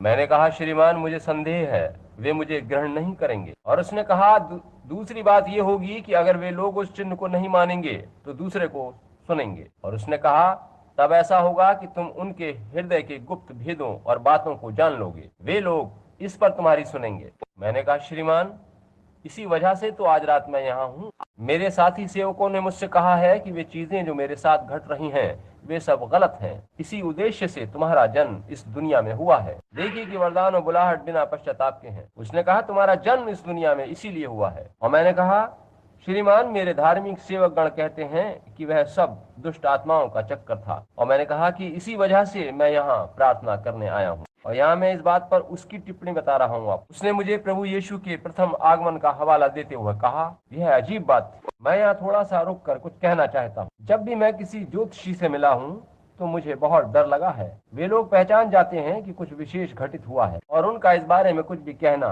मेरा दम ही निकाल देता था। उदाहरण के लिए, एक दिन मैं और मेरा चचेरा भाई एक मेले में से गुजर रहे थे। हम लड़के से ही थे और वहाँ पर घूम रहे थे। वहाँ एक नव युवती एक तंबू के सामने बैठी थी जो कि जोशी थी। वह देखने में एक भली युवती थी जो वहाँ बैठी थी। हम सब वहाँ घूम रहे थे कि उसने कहा, तुम जरा 1 मिनट के लिए यहाँ आना। और हम तीनों लड़कों ने घूम कर देखा और उसने कहा, तुम जो धारीदार जर्सी पहने हो। और वो मैं था। और मैंने कहा, जी हाँ मैडम। मैंने सोचा शायद वो मुझसे कोई कोका कोला आदि पीने को मंगाना चाहती हैं। वो महिला जो वहाँ बैठी थी वो 20 वर्ष के आसपास रही होंगी। और मैं उनके पास पहुंचा और पूछा, मैं आपकी क्या सेवा कर सकता हूँ मैडम? और उसने कहा, क्या तुम्हें मालूम है कि एक प्रकाश तुम्हारे संग संग चलता है? तुम्हारा जन्म एक विशेष चिन्ह के अंदर हुआ है। मैंने पूछा, आपका क्या मतलब है? उसने कहा, तुम्हारा जन्म किसी विशेष चिन्ह सहित हुआ था। एक प्रकाश तुम्हारे साथ साथ रहता है। तुम्हारा जन्म दिव्य बुलाहट के उद्देश्य से हुआ है। आए महिला, आप ये सब रहने दीजिए। मैं आगे बढ़ गया क्योंकि मेरी माँ ने हमेशा मुझे यही सिखाया था कि ये सब शैतानी विद्या होती है। वो ठीक कह रही थी। अतः मैं भयभीत हो गया। और एक दिन जब मैं गेम वार्डन के पद पर था तो मैं बस से कहीं जा रहा था। मैं बस में चढ़ा।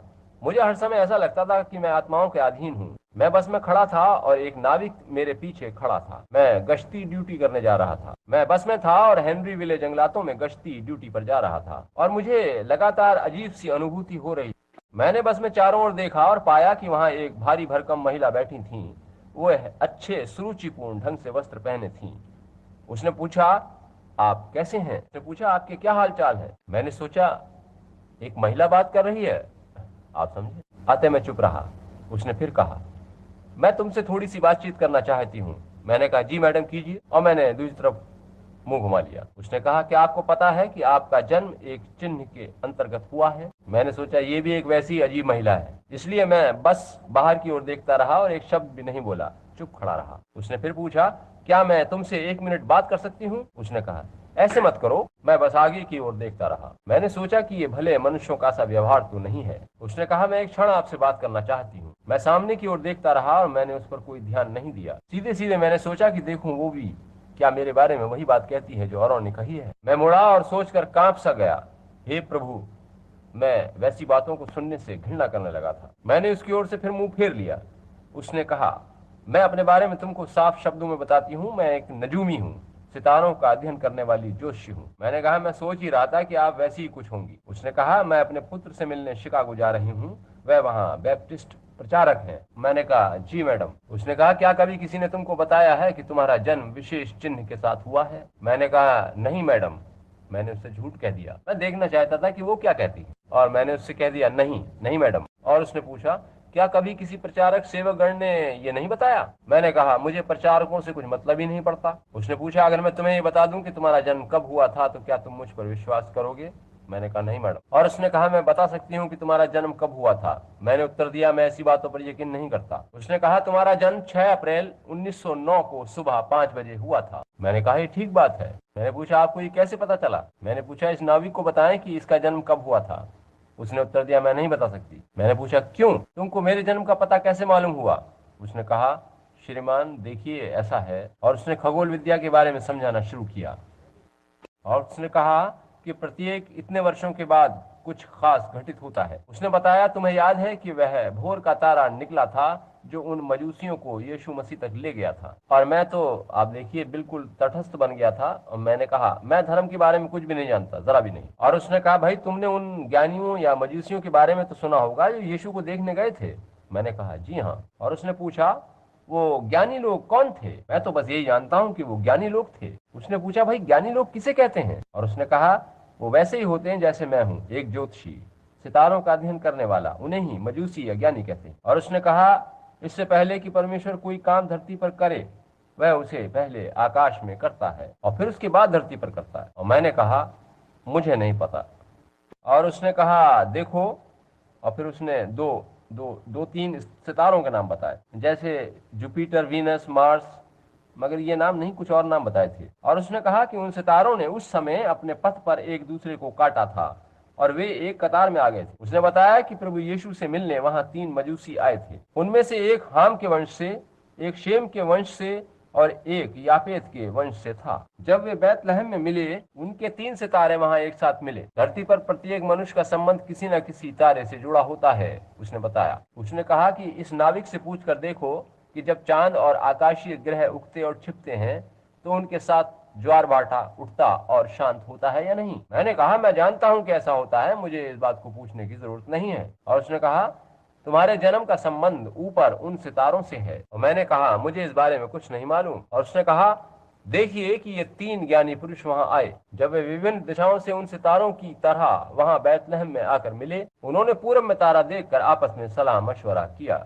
हेम के वंश से, एक शेम के और एक यापेत के वंश से था, और नूह के 3 पुत्र। उस महिला ने बताया कि उन्होंने वहां जाकर प्रभु यीशु मसीह की आराधना करी, और जब वे अपने अपने मार्ग को लौटे तो उन्होंने यीशु को भेंट चढ़ाई। और उस महिला ने आगे कहा कि यीशु ने अपनी सेवकाई में कहा है कि यह सुसमाचार सारे जगत में प्रचार किया जा चुकेगा, यानी हाम, शेम, येपेत के वंशजों तक इसे सुनाया जा चुकेगा। जब ऐसा हो चुकेगा तब यीशु फिर से आ जाएगा। और उसने कहा वो स्वर्गीय ग्रह, वो सितारे अलग हुए और अपने पथों पर लौट गए। जहाँ तक पता है वे तब से फिर दोबारा धरती पर उस क्रम में दिखाई नहीं दिए, मगर कुछ निश्चित कई 100 वर्षों के बाद वे इस तरह से एक दूसरे के पथ को काटते हैं। अगर आप में से कोई इस खगोल विद्या का जानकार है तो वो समझ सकेगा कि वो महिला मुझसे क्या कह रही थी।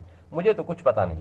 उसने कहा इस बात की यादगारी में कि परमेश्वर ने अपने पुत्र के रूप में मानव जाति को सर्वोत्तम उपहार दिया है। वे सितारे एक दूसरे के पथ को कुछ 100 वर्षों के बाद इस तरह से जब वे ग्रह इस तरह से पथ को काटते हैं तो परमेश्वर धरती पर अपनी ओर से कोई दूसरा उपहार भेजता है। और उसने बताया कि तुम्हारा जन्म वैसे ही पथ काटने की अवधि में हुआ है। यही कारण था कि मैं तुम्हारे जन्म के समय के बारे में जान सकता। तब मैंने कहा, महिला, पहली बात तो यह है कि मैं इस बारे में किसी बात पर विश्वास नहीं करता। मैं कोई धार्मिक जन नहीं हूँ और मैं इस बारे में कुछ सुनना भी नहीं चाहता। मैं चला आया और मैंने उनकी बात बीच में ही काट दी और मैं बस से उतर गया। हर बार जब भी मैं इस प्रकार के लोगों से मिलता तो यही सब होता था और मैं सोचता रहता कि वे शैतान लोग ऐसा क्यों करते हैं। और वे प्रचारक लोग यही कहते रहते हैं कि मेरा सारा मामला शैतान की ओर से है, यह दुष्ट आत्माओं का चक्कर है। और मैं उनकी बात पर विश्वास करने लगा था। और उस रात वहां उससे मैंने पूछा, जब उसने इस बारे में बातचीत करी, मैंने कहा ऐसा क्यों है कि वो सारे लोग जो शैतानी शक्तियों से भरे हैं और जो दुष्ट आत्माओं के माध्यम हैं, वे इसे स्वर्गीय सामर्थ कहते हैं। वे हमेशा ऐसा ही कुछ बताते हैं। और ये सारे धार्मिक लोग, मेरे भाई लोग, मुझसे कहते हैं कि ये दुष्ट आत्माओं का चक्कर है। आप सुनिए कि उसने जो उस चित्र में प्रकाश के रूप में टंगा है इस बारे में क्या कहा। उसने कहा, जैसा तब था वैसा ही अब हो रहा है। और उसने मुझे बताना शुरू किया, जब हमारे प्रभु यीशु मसीह की सेवकाई शुरू हुई थी तो उसके धार्मिक सेवकों ने उसे बालजबूल और शैतान कहा था, मगर दुष्ट आत्माओं ने कहा कि वह परमेश्वर का पुत्र और इस्राएल का पवित्र जन है। जब पौलुस और बरनबास वहां प्रचार कर रहे थे तब धार्मिक सेवकों ने कहा था कि ये लोग सारे जगत को उलट पुलट कर दिया चाहते हैं, ये शैतान है। और उस बेचारी भावी बताने वाली जोशी ने, जो वहां सड़क पर बैठती थी, पौलुस और बरनबास को पहचान कर उसने कहा था कि ये परमेश्वर के जन हैं जो हमें जीवन का मार्ग बताने आए हैं। ये सच है, आत्माओं को वश में करने वाले, दुष्ट आत्माओं के अधीन लोग, भावी बताने वाले लोग ऐसा कह रहे थे। धार्मिक शिक्षा के प्रति हमारे मन इतने खट्टे हो गए हैं कि हम पवित्र आत्मा के बारे में पूर्णतया अनभिज्ञ हो चुके हैं। मैं आशा करता हूं कि आज के बाद आप मुझसे प्रेम करते रहेंगे। मैं कहता हूं कि स्थिति ऐसी ही है। मेरा मतलब है कि पेंटिकोस्टल लोग भी ऐसे ही हैं। ये सच है। इस तरह से चीखना, चिल्लाना, उछल कूद कर नृत्य करना इसको प्रकट नहीं करता कि आप पवित्र आत्मा के बारे में कुछ जानते हैं। पवित्र आत्मा से तो व्यक्तिगत संबंध जोड़ा जाता है, आमने सामने आया जाता है। ऐसा ही आपको करना जरूरी है। परमेश्वर ऐसी ही कलीसिया को बनाना चाहता है। ये ठीक है, परमेश्वर यही चाहता है कि उसकी कलीसिया एकता, सामर्थ और शक्ति उसके आत्मा के द्वारा प्राप्त करे। उस दूत ने इन बातों का हवाला दिया और उसने मुझे बताया कि किस प्रकार से यीशु के समय उसे गलत समझा गया था। और उसने मुझे निश्चित रूप से कहा कि मेरी सेवकाई को भी गलत समझा गया है। और उसने मुझे वो सारी बातें समझाई जो यीशु के समय हुई थी। और मैंने पूछा, ये सारी बातें जो मेरे साथ घटती हैं वो क्या है? और आप देखिए कि उसने कहा कि ये और अधिक बढ़ती जाएंगी और कई गुनी बढ़ जाएंगी और बड़े बड़े अद्भुत काम होंगे। और उसने मुझे हवाले देकर बताया कि किस प्रकार से यीशु ने वो सब काम किए थे, कि किस प्रकार से यीशु के पास सामर्थ थी जिससे वह सारी बातों को पहले से जान लेता था। और कुएं पर उस स्त्री के मन की गुप्त बातें प्रकट करी थीं और यही दावा किया था कि वह स्वयं चंगाई करने वाला नहीं है। वह कहता था कि वह वही काम करता है जो पिता उसे करके दिखाता है। मैंने कहा, वो किस प्रकार की आत्मा कही जाएगी?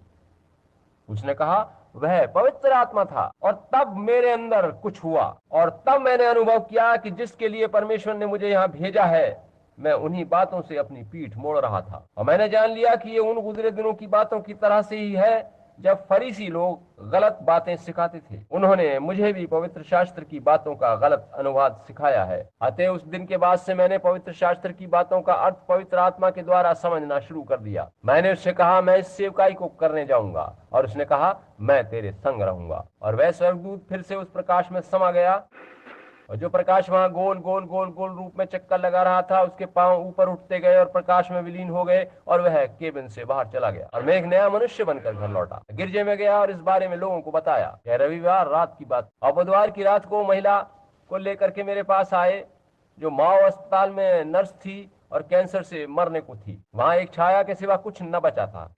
जब मैं उसके पास पहुंचा कि उसका हाथ पकड़ूं, तभी मैंने उसके बारे में दर्शन में देखा कि वो फिर से नर्स का काम कर रही है और लुईविले के अस्पताल में उसका नाम तब भी मृतकों की सूची में दर्ज था जो कई वर्ष पूर्व उनके हिसाब से मर चुकी थी। वो आज जेफरसनविले में कई वर्षों से नर्स के पद पर काम कर रही है।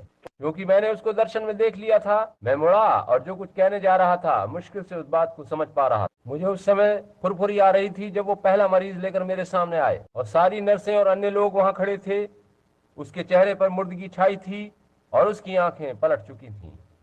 उसका नाम मार्गी मॉर्गन था। अगर आप उसे पत्र लिखना चाहें तो उसका पता है 411 no block avenue, Jeffersonville, Indiana, या फिर क्लार्क काउंटी अस्पताल, जेफरसनविले, इंडियाना को लिखें। वो स्वयं आपको अपनी गवाही देगी। मैंने उस महिला की देह को देखा। वो मेरा पहला मामला था और मैंने उसके बारे में दर्शन देखा। मैंने उसे नर्स का काम करते, चलते फिरते, अच्छा, बलिष्ठ और तंदुरुस्त देखा। मैंने कहा, यहोवा यूं कहता है, तुम जीवित रहोगी, मरोगी नहीं। उसका पति दुनियावी दृष्टि से काफी बड़ा आदमी था। उसने मेरी ओर इस तरह से देखा और मैंने उससे कहा, श्रीमान, आप चिंता न करें, आपकी पत्नी जीवित रहेगी। उसने मुझे बाहर बुलाया और 2-3 डॉक्टरों के नाम लिए और पूछा, क्या आप उन्हें जानते हैं? मैंने कहा, जी हाँ। उसने कहा, मैं उन डॉक्टरों के साथ गोल्फ खेलता हूँ। उन्होंने बताया है कि कैंसर इनकी आंतों में बुरी तरह से फैल चुका है, आप उसे धोकर भी साफ नहीं कर सकते। मैंने कहा, मैं परवाह नहीं करता कि उसके अंदर कौन सा रोग है। मैंने अपने अंदर गहराई में एक दर्शन देखा है और उस दूत ने जो मनुष्य के रूप में मुझे मिला था, मुझसे कहा था उसने कि मैं जो भी दर्शन में देखूं वही कहूं और वैसा ही घटित होगा। और उसने ऐसा कहा था और मैं उसकी बात पर विश्वास करता हूं। परमेश्वर की प्रशंसा होवे। तब से कुछ दिन बाद ही वो महिला चलने फिरने लगी थी और अपने काम करने। वह पूर्ण रूप से स्वस्थ है और उसका वजन लगभग 160 पाउंड होगा। तब जब मैंने उससे सेवकाई और दूध की बात को ग्रहण कर लिया तो वो सब तरफ फैलने लगी। तब रॉबर्ट डॉल्टी ने मुझे बुलाया और यह खबर नीचे टेक्सास से होती हुई सारी दुनिया में फैल गई। और एक रात लगभग 4 या 5 बार ऐसा हुआ। मैं तब तक अन्य भाषाएं बोलना आदि के मामले को समझ नहीं पाया था। मैं पवित्र आत्मा के बपतिस्मे में विश्वास रखता था और विश्वास करता था कि लोग अन्य भाषाएं बोल सकते हैं। एक रात जब मैं सैन एंटोनियो, टेक्सास के एक गिरजे में प्रवेश कर रहा था, तब जो ही मैं वहां पहुंचा, वहां बैठे एक व्यक्ति ने बंदूक की गोली किसी तेजी से अन्य भाषा बोलना शुरू कर दिया, या यूं कहें कि वो तोप की गति से बोल रहा था। वहां पीछे, बहुत पीछे से एक अन्य व्यक्ति उठकर खड़ा हुआ और कहने लगा कि यहोवा यूं फरमाता है, तो मनुष्य इस समय मंच पर चलता हुआ आ रहा है। सर्वशक्तिमान परमेश्वर ने उसको एक सेवकाई सौंपी है और सेवकाई को अभिषिक्त किया है। और जिस तरह से यूहन्ना बपतिस्मा देने वाले को यीशु मसीह के प्रथम आगमन से पूर्व उसके आगे आगे भेजा गया था, उसी प्रकार से इस व्यक्ति के पास एक सुसमाचार है जिसके द्वारा प्रभु यीशु मसीह का दूसरा आगमन होगा। मुझे लगा कि मैं जूतों समेत धरती में गड़ गया। मैंने उसकी ओर देखकर पूछा, क्या आप उस मनुष्य को जानते हैं? उसने उत्तर दिया, नहीं श्रीमान। मैंने उससे फिर पूछा, क्या आप उसे जानते हैं? उसने कहा, नहीं श्रीमान। मैंने पूछा, क्या आप मुझसे परिचित हैं? उसने कहा, नहीं श्रीमान। मैंने पूछा, तब आप यहाँ कैसे आए? उसने कहा, मैंने सभा के बारे में समाचार पत्रों में पढ़ा था और वह उस सभा की पहली शाम ही थी। मैंने उसे देखते हुए फिर पूछा, आप यहाँ कैसे आए? और उसने कहा, मुझे मेरे कुछ परिचितों ने बताया कि आप दिव्य चंगाई देने वाले सज्जन यहाँ आ रहे हैं, बस मैं चला आया। मैंने पूछा, क्या आप दोनों एक दूसरे को जानते हैं? उसने कहा, नहीं। हे प्रभु, तब मैंने जान लिया कि पवित्र आत्मा की वही सामर्थ्य यहाँ काम कर रही है। कुछ समय पहले मैं समझता था कि ये सब गलत बातें हैं और मैं जान रहा था कि परमेश्वर का वही दूत उन लोगों के द्वारा यह सब करवा रहा है। हालांकि उसमें बहुत से मतों सिद्धांतों को मानने वाले लोगों की मिलीजुली भीड़ थी, मगर उसमें कुछ वास्तविक लोग भी थे और मैंने देख लिया था कि यह सत्य है। ओ वर्षों गुजर गए जब सभाओं में लोग दर्शन आदि पाया करते थे। एक बार मैं शायद अरकानसा में एक वचन प्रचार कर रहा था जब एक फोटोग्राफर ने कैमरे से उस प्रकाश का चित्र खींचा। वह ऐसी ही एक सभा थी, ऐसा ही सभागार था। मैं वहां मंच पर खड़ा इसी प्रकाश के बारे में समझाने की चेष्टा कर रहा था। लोग बैठे सुन रहे थे, बहुत से इस बारे में जानते थे। वहां मेथोडिस्ट, प्रेस्बिटेरियन, बैप्टिस्ट आदि लोग बैठे थे। और तभी मैंने द्वार की ओर देखा तो वही दिव्य प्रकाश द्वार से भीतर आ रहा था और की आवाज हो रही थी। और मैंने कहा, मुझे इस बारे में और अधिक कहने की जरूरत नहीं है क्योंकि अब वो स्वयं यहाँ उपस्थित हो गया है। और वो ऊपर उठने लगा और लोग चीत्कार कर उठे। वह प्रकाश वहां आकर मेरे चारों ओर ठहर गया जहां मैं खड़ा था। जब वहां स्थिर हो ही रहा था तभी एक सेवक दौड़कर वहां आया और बोला, कहिए मैं उसे देख रहा हूँ और वह उस प्रकाश से अंधा सा होकर लड़खड़ाता हुआ पीछे को हट गया। आप उस व्यक्ति के चित्र को पुस्तक में देख सकते हैं। आप चित्र में देख सकते हैं कि किस प्रकार से वो इस तरह से सिर झुकाकर लड़खड़ाता सा पीछे को हट रहा है और वह प्रकाश वहां ठहर गया था, जैसे कि समाचार पत्र के फोटोग्राफर ने उसी समय उसका चित्र खींच लिया था। मगर उस समय परमेश्वर तैयार नहीं था कि लोग उस पर टिप्पणी करें। और ह्यूस्टन टेक्सास में एक रात यूं हुआ, जैसे कि आप संगीत सम्मेलन आदि में देखते हैं कि सभागार की क्षमता से अधिक लोग आ जाते हैं, ठीक वैसे ही वहां उस समय 8,000 लोग उस सभागार की क्षमता से अधिक वहां जमा हुए थे। वे लोग वहां उस विशाल साम ह्यूस्टन कॉलेजियम में आए थे। वहां उस वाद विवाद में उस रात एक बैप्टिस्ट प्रचारक ने मेरे बारे में कहा था कि मैं और कुछ नहीं, बस एक निचले स्तर का पाखंडी, एक धार्मिक नकलची व्यक्ति हूँ, और ये कहा कि मुझे उस नगर से बाहर खदेड़ देना चाहिए और उसे ही ये काम सबसे पहले करना है। भाई बोसवर्थ ने मुझसे कहा, भाई ब्रनम, क्या आप चाहेंगे कि ऐसा कुछ हो जाए? उस व्यक्ति को थामिए। मैंने कहा, नहीं श्रीमान, मैं बेकार की बातों में हंगामा करने में विश्वास नहीं करता। समाचार हंगामा खड़ा करने के लिए नहीं है, ये तो जीने के लिए है। मैंने कहा, चाहे आप उसे कितना भी समझाएं, वह तो ऐसा ही करना चाहेगा, उसको कुछ भी अंतर नहीं पड़ेगा। यदि परमेश्वर ही उसके हृदय से बात नहीं कर सकता तो मैं कैसे कर सकता हूँ? दूसरे दिन उस व्यक्ति ने आकर कहा, देखिए, ह्यूस्टन क्रॉनिकल समाचार पत्र लिखता है कि इससे पता चलता है कि उनकी असलियत क्या है, कि वे जो कुछ प्रचार कर रहे हैं उसी के पक्ष में कुछ कहने से डर रहे हैं। इससे पता चलता है कि वास्तव में वो लोग क्या हैं। अपनी उम्र के 70वें दशक में चल रहे बुजुर्ग प्यारे भाई बोसवर्थ मेरे पास आए। उन्होंने मेरे गले में अपनी बाहें डाल के कहा, भाई ब्रनहम, आपका मतलब है कि आप इस मामले को जरा भी उठाना नहीं चाहते? मैंने कहा, नहीं भाई बोसवर्थ, नहीं श्रीमान, मैं इस मामले को जरा भी उठाने नहीं जा रहा। ऐसा करने से कुछ भला ना होगा। जब हम मंच पर से इस बारे में कुछ कहकर हटेंगे तो बस हंगामा खड़ा होगा और कुछ नहीं। मैंने कहा, अब मैं अपनी सभा करने जा रहा हूँ और मैं नहीं चाहता कि सारा मामला इस तरह से छिन्न भिन्न हो जाए। मैंने कहा, बस उसे कहने दीजिए। मैंने कहा, बस वो खड़खड़ा रहा है, उसे शोर मचाने दें। हमने उनसे पहले बात करी थी और उनसे बात करने से कुछ लाभ ना होगा। मैंने कहा, वो ठीक अपने सिर को थामे हुए चले जाएंगे यदि उन्हें सत्य का ज्ञान मिल जाएगा। और पवित्र शास्त्र बताता है कि सत्य का ज्ञान पाकर यदि वे उसे ग्रहण नहीं करते तो उन्होंने अलगाव की रेखा पार कर ली है और इसके लिए उन्हें कभी क्षमा नहीं किया जाएगा, न इस दुनिया में और न आने वाली दुनिया में। वे इन बातों को शैतान की बातें कहते हैं और वे मजबूर हैं। उनके अंदर एक शैतानी धार्मिक दुष्टात्मा वास कर रही है। लोगों को पता है कि ये बात सच है। ये सच है कि शैतानी आत्मा धार्मिक भी होती है। जी हाँ श्रीमान, वह जितना होना चाहिए उतनी ही सिद्धांतवादी होती है। जब मैं सिद्धांतवाद शब्द का प्रयोग कर रहा हूँ तो ये अच्छा नहीं लगता, मगर ये सच है। वे भक्ति का वेश तो भरते हैं मगर उसकी शक्ति को नहीं मानते। ये ठीक बात है। ये चिन्ह और अद्भुत काम ही तो हमेशा परमेश्वर को जीवन प्रकट करते हैं। और उसने कहा था कि अंत के समय में वैसा ही होगा। और ध्यान दें, बुजुर्ग भाई बोसवर्थ मेरे साथ आने वाले थे। वे कुछ थकावट अनुभव कर रहे थे, अभी जापान से लौटे हैं। वे यहाँ आने वाले थे।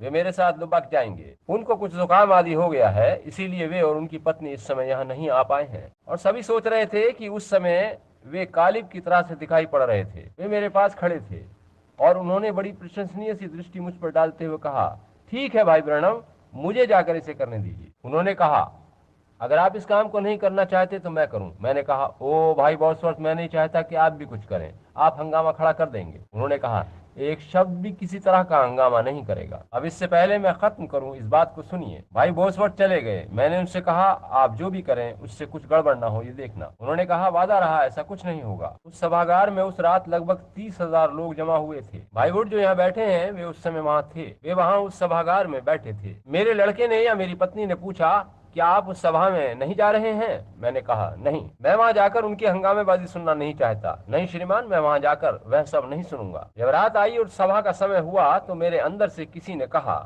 वहां सभा में जाओ। मैंने एक टैक्सी ली। मैं, मेरा भाई, पत्नी और बच्चे वहां पहुंचे और हम 30 नंबर बालकनी के मार्ग से ऊपर जाकर उस सभा में बैठ गए। बुजुर्ग भाई बोसवर्थ एक पुराने घिसे पिटे राजनीतिक की तरह मंच पर पहुंचे। उनके पास पवित्र शास्त्र में दिए गए 600 वायदों के हवाले लिखे हुए थे। उन्होंने कहा, डॉक्टर बेस्ट, सुनिए, आप यहाँ आकर इन परमेश्वर की प्रतिज्ञाओं में से किसी एक को लेकर उसे पवित्र शास्त्र में से अस्वीकृत किया हुआ साबित करिए। ये सारी प्रतिज्ञाएं पवित्र शास्त्र में दी गई हैं जो यीशु मसीह के बारे में बताती हैं कि आज के दिनों में वह बीमारों को चंगाई देगा। अगर आप इन प्रतिज्ञाओं में से किसी एक को भी पवित्र शास्त्र में से हवाला देकर गलत साबित कर दें या इसके विरुद्ध कुछ और लिखा दिखा दें तो मैं आपसे हाथ मिलाकर बैठ जाऊंगा और कह दूंगा कि आप सही हैं। उसने कहा, जो भी आप कहेंगे मैं बाद में उसको देखूंगा। वो चाहते थे कि अंत में उन्हें बोलना पड़े ताकि वे भाई की रगड़ाई कर सकें, आप समझे। अतः भाई बोसवर्थ ने कहा, भाई बेस्ट, मैं आपसे एक प्रश्न पूछता हूँ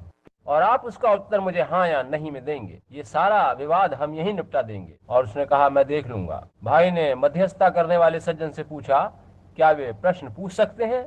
उन्होंने कहा, हाँ। उन्होंने पूछा, भाई बेस्ट, यहोवा के लिए प्रयुक्त होने वाले वे छुटकारे वाले नाम यानी रिडेम्पटिव नेम्स क्या यीशु मसीह के लिए भी हैं? हाँ या नहीं में उत्तर दें। इसी पर फैसला हो गया, मामला खत्म हुआ। मैं आपको बताता हूँ कि मैंने अपने अंदर कुछ अजीब सा महसूस किया। मैंने स्वयं इस बारे में कभी नहीं सोचा था और मैंने सोचा, हे प्रभु, वह इसका उत्तर दे ही नहीं सकते। इस प्रश्न ने उन्हें बांध कर रख दिया था। भाई ने कहा, डॉक्टर बेस्ट, मुझे आभास हो रहा है। उसने कहा, मैं इस बारे में बताऊंगा। भाई ने कहा, मुझे लग रहा है कि आप मेरे एक सबसे आसान प्रश्न का भी उत्तर नहीं दे सकते। वह ककड़ी की तरह से चुपचाप खड़े थे और जानते थे कि उनका आधार क्या है। अतः वे उस वचन को थामे वहां स्थिर खड़े रहे। उनसे कहा गया कि आप 30 मिनट में ले सकते हैं, मैं बाद में उत्तर दूंगा। और वृद्ध भाई बोसवर्थ ने वह वचन लेकर उसे इस तरह से पवित्र शास्त्र में से जगह जगह से सत्य प्रमाणित किया कि उन सज्जन का चेहरा इतना लाल सुर्ख हो गया कि आप चाहें तो माचिस की तीली सुलगा लें। वह गुस्से में भरे अपनी कुर्सी से उठ खड़ा हुआ और उसने कागज फर्श पर फेंक दिए और उसने वहां खड़े होकर एक जोरदार उपदेश दिया। मैं खुद भी एक बैप्टिस्ट था और जानता था कि उनका विश्वास क्या है। वह पुनरुत्थान के विषय पर बोल रहे थे और कह रहे थे, जब यह नाशमान देह अविनाशी को पहन लेगी तब हमें दिव्य चंगाई मिलेगी। वे ऐसा कह रहे थे। क्या बात है, जब हम अविनाशी देह में बदल ही जाएंगे तो हमें फिर दिव्य चंगाई की जरूरत क्या रह जाएगी। जब ये नाशमान अविनाशी को पहन लेगा, यानी जब मुर्दे जी उठेंगे।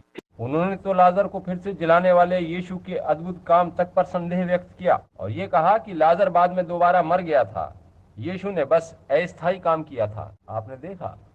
और इस तरह की बातें जब वो कह चुके तब उन्होंने कहा, उस दिव्य चंगाई देने वाले को बुलाओ, मैं उसे अद्भुत चंगाई देते देखना चाहता हूँ। तब वहां थोड़ी सी तलखी पैदा हुई। भाई बोसवर्थ ने कहा, भाई बेस्ट, मुझे आश्चर्य हो रहा है कि आप मेरे उस एक पूछे गए प्रश्न का उत्तर नहीं दे रहे हैं। अब तो वो और भी उन्मत्त से हो गए। उन्होंने कहा, उस दिव्य चंगाई देने वाले को यहाँ बुलाओ, मैं उसे अद्भुत काम करते देखना चाहता हूँ। भाई ने पूछा, भाई बेस्ट, क्या आप लोगों के बचाए जाने या उद्धार पाने पर विश्वास करते हैं? उन्होंने कहा, निश्चित रूप में। भाई ने पूछा, क्या आप स्वयं को दिव्य उद्धार देने वाला कहलाना पसंद करेंगे? उन्होंने कहा, निश्चय ही नहीं। भाई ने कहा, ना ही उससे आप दिव्य उद्धारकर्ता बन सकते हैं, क्योंकि आप तो आत्मा के उद्धार के लिए वचन प्रचार करते हैं। उन्होंने कहा, वास्तव में नहीं बन सकता।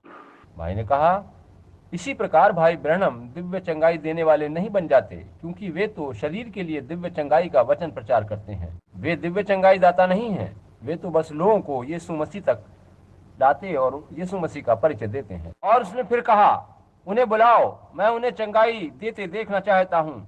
मुझे उन लोगों को देखने दो जो चंगाई पाते हैं, और तब मैं निश्चय करूंगा कि मैं इस पर विश्वास करता हूँ या नहीं। भाई बोसवर्थ ने कहा, भाई बेस्ट, ये बात ऐसी ही है जैसे कैलवरी क्रूस पर कही गई थी कि तू अपने को सलीब से उतार ले, तब हम तुझ पर विश्वास करेंगे। देखा आपने। और तब वो पूरी तरह तैश में आ गए और वो चिल्लाने लगे, मुझे चंगाई देते उन्हें दिखाओ, मुझे उन्हें दिखाओ, चंगाई देते दिखाओ। मध्यस्थता करने वालों ने उन्हें जबरन बिठाया। वहां एक पेंतीकोस्तर प्रचारक खड़े हुए थे। उनको उस भाई बेस्ट ने मंच पर से जाते समय बहुत बुरा भला कहा, उनको चांटा मारा। तब लोगों ने उन्हें चुप कराया। तब भाई बासवर्थ बोले, अरे यहाँ नहीं, यहाँ नहीं, ऐसा नहीं। तब मध्यस्थता करने वालों ने उन्हें बिठा दिया। रेमंड रिची नामक सज्जन उठ खड़े हुए और उन्होंने कहा, आप बैप्टिस्ट लोगों, क्या सदर्न बैप्टिस्ट कन्वेंशन में ऐसा व्यवहार करना चाहिए? क्या इस व्यक्ति को सदर्न बैप्टिस्ट कन्वेंशन वालों ने भेजा है या ये स्वयं आया है? उन्होंने कोई उत्तर नहीं दिया। उन्होंने फिर कहा, मैं आप लोगों से पूछ रहा हूँ। वह उन सभी लोगों को जानते थे और उन्होंने कहा, ये अपनी मर्जी से आए हैं। उन्होंने ऐसा इसलिए कहा क्योंकि मैं जानता हूं कि बैप्टिस्ट लोग दिव्य चंगाई में विश्वास करते हैं, और इसीलिए उन्होंने कह दिया कि वह अपनी इच्छा से आए हैं। तब जो उसके बाद हुआ वह इस प्रकार से था। तब भाई बोसवर्थ ने कहा कि भाई ब्रैनम इस समय सभा में उपस्थित हैं, अगर वो आना चाहे तो आए और आकर सभा को विसर्जित करें तो बहुत अच्छा होगा। अतः हावर्ड ने मुझसे कहा, आप चुप बैठे रहिए। मैंने कहा, मैं खामोश बैठा हूँ। और तभी कुछ वहां आया और मेरे चारों ओर घूमने लगा और मैं समझ गया कि ये परमेश्वर प्रभु का दूत है। उसने मुझसे कहा, उठ जाओ। मेरे खड़े होते ही लगभग 500 लोगों ने एक संग इस तरह से हाथ उठाए कि लगा बालकनी नीचे फर्श पर आ गिरी। मैंने कहा, मित्रों, मैं दिव्य चंगाई दाता नहीं हूँ, मैं आपका भाई हूँ। मैंने कहा, भाई बेस्ट, आपके प्रति मेरे मन में कोई अनादर का भाव नहीं है, मेरे भाई, जरा भी नहीं। आपको अपनी बात पर पूर्ण विश्वास करने का अधिकार है और मुझे भी है। मैंने कहा, यह है कि आप भाई बोसवर्थ के द्वारा उठाए गए प्रश्न के विरुद्ध अपने पक्ष को साबित नहीं कर सके, और ना ही कोई कर सकता है जिसने पवित्र शास्त्र अच्छी तरह से पढ़ रखा है और जो उन बातों को जानता है। और मैंने कहा कि जहां तक लोगों को चंगाई देने का प्रश्न है, भाई बेस्ट, मैं उन्हें चंगा नहीं करता, मगर मैं प्रत्येक रात यहाँ होता हूँ। यदि आप प्रभु को आश्चर्य कर्म दिखाते देखना चाहें तो यहाँ आ जाना। प्रभु प्रत्येक रात ऐसा ही करता है। उन्होंने कहा, मैं चाहूंगा कि मैं आपको किसी को चंगा करते देखूं और इस व्यक्ति का निरीक्षण करूं। आप हो सकता है उनको सम्मोहन विद्या से सम्मोहित कर देते हो। मैं चंगाई मिलने के 1 वर्ष बाद तक की जांच करके देखूंगा। मैंने कहा, भाई बेस्ट, आपको उनकी जांच करने का अधिकार है। उन्होंने कहा, आप लोग जो चेतना शून्य मस्तिष्क वाले पाखंडी लोग हैं, आप ही ऐसी बातों पर विश्वास करते हैं। बैप्टिस्ट लोग ऐसी किसी मूर्खता पर विश्वास नहीं करते। भाई बोसवर्थ ने कहा, 1 मिनट रुकिए। उन्होंने कहा कि पिछले 2 सप्ताह में हुई सभाओं में से जो लोग उपस्थित रहे हैं, उनमें से कितने यहाँ हैं? वो लोग जो इस नगर ह्यूस्टन में बढ़िया बैप्टिस्ट गिरजों से प्रगाढ़ संबंध रखते हैं और जो ये प्रमाणित करते हैं कि जब भाई ब्रैनम यहाँ हैं, तब सर्वशक्तिमान परमेश्वर ने आपको चंगा किया है, और 300 से ऊपर की संख्या में लोग खड़े हो गए। इनके बारे में क्या कहना है? उन्होंने कहा, ये लोग बैप्टिस्ट नहीं है। कोई भी किसी भी तरह की गवाही दे सकता है, इससे कोई बात सत्य या ठीक तो साबित नहीं हो जाती। भाई ने कहा, परमेश्वर का वचन कहता है ये बात सच है और आप नहीं मानते। लोग कह रहे हैं कि ये सत्य है और आप उन्हें झुठला नहीं सकते। अब इस बारे में आप करना क्या चाहते हैं? मैंने कहा, भाई बेस्ट, मैं सिर्फ वही कह रहा हूं जो सत्य है, और अगर मैं उसके प्रति सच्चा हूं तो परमेश्वर अपने सत्य का पक्ष लेने को बाध्य है। यदि वह सत्य का पक्ष नहीं लेगा तो फिर वो परमेश्वर ही नहीं है। मैंने कहा कि मैं लोगों को चंगाई नहीं देता। मेरा जन्म ही एक वरदान के साथ हुआ है जिसके द्वारा मुझे घटने वाली बातें पहले से ही दिखा दी जाती हैं। मैंने कहा, मैं जानता हूं कि मुझे गलत समझा जाता है, मगर मैं अपने हृदय के दृढ़ विश्वास को पूरा करने के अतिरिक्त और कुछ नहीं कर सकता हूँ। मैं विश्वास करता हूँ कि यीशु मसीह मुर्दों में से जी उठा था। अगर अब उसका पवित्र आत्मा आकर चिन्ह और अद्भुत काम, दर्शन आदि दिखाता है, और यदि इन बातों पर कोई संदेह करता है तो वो यहाँ आए और स्वयं इनकी जांच करे। मैंने कहा, बस बात खत्म हुई। मैंने कहा, मगर मैं स्वयं कुछ भी नहीं कर सकता। जहाँ तक मेरा सवाल है, यदि मैं सच्चाई बताता हूँ तो परमेश्वर मेरे प्रति बाध्य है कि उस सत्य की गवाही दे। और लगभग उसी समय कुछ यूं हुआ और वो वहां उतर आया, और वहां American photographer association Douglas studios Houston Texas का प्रतिनिधि था। उन्होंने वहां अपना बड़ा सा कैमरा लगा रखा था। उन्हें बिना निर्देश के चित्र खींचने की मनाही थी। उन्होंने उस प्रकाश का चित्र खींच लिया, जबकि वे लोग वहां श्री बेस्ट के चित्र खींचने के लिए बुलाए गए थे। इससे पहले कि मैं मंच से उतर कर जाता, उन्होंने कहा, मैं 6 चमकदार शानदार फोटो खिंचवाने जा रहा हूं। और उन्होंने उन बुजुर्ग संत सरीखे भाई बोसवर्थ की नाक पर अंगुली टिकाते हुए कहा, अब मेरा चित्र खींचो, अब मेरा एक और चित्र खींचो। और उन्होंने वैसा ही किया। उन्होंने तब अपना मुक्का भाई के ऊपर ताना और कहा, अब चित्र खींचो। और उन्होंने वैसा ही किया, और इसी प्रकार की मुद्राओं में उन्होंने चित्र खिंचवाए। उन्होंने कहा, इन चित्रों को आप लोग मेरी पत्रिका में देखेंगे। भाई बोसवर्थ वहां चुपचाप खड़े रहे और उन्होंने एक शब्द भी नहीं कहा। और तब उन लोगों ने वो चित्र खींच लिए। एक कैथोलिक व्यक्ति ने वह चित्र खींचे थे, और उस रात जब वो घर वापस जा रहा था तो उसने अपने दूसरे साथी से पूछा, तुम उस बारे में क्या सोचते हो? उसने कहा, मैं जानता हूं कि मैंने उनकी आलोचना करी थी। उस महिला के गले का वो घोंगा या मांस का लोथड़ा वहां से गायब हो गया था, और मैंने कहा था कि उसे सम्मोहित किया गया है। उसने कहा, हो सकता है कि उस बारे में मेरा सोचना गलत हो। पहले ने पूछा, उस चित्र के बारे में तुम्हारा क्या विचार है? दूसरे ने कहा, मुझे नहीं मालूम। उन्होंने फिल्म को तेजाब में घुलने डाल दिया। यहाँ उस व्यक्ति का चित्र है, आप चाहें तो उससे पूछ सकते हैं। वे घर गए और फिल्म को घोल में डालकर वो बैठ गए, और फिर वहां पर उस दूसरे वाले ने एक सिगरेट पी। फिर वह अंदर गया और एक फिल्म उठाई जो भाई बोसवर्थ की थी। वह नेगेटिव एकदम खाली था। फिर उसने 2, 3, 4, 5, 6 सभी फिल्में देखी। सभी एकदम खाली थीं, कुछ नहीं था। परमेश्वर कभी इस बात की आज्ञा नहीं देगा कि उसके उस बुजुर्ग संत का चित्र वैसी मुद्रा में खींचा जाए जहां वो पाखंडी मनुष्य अपना मुक्का, अंगुली आदि उस संत के ऊपर ताने, उसकी नाक पर अंगुली चलाए।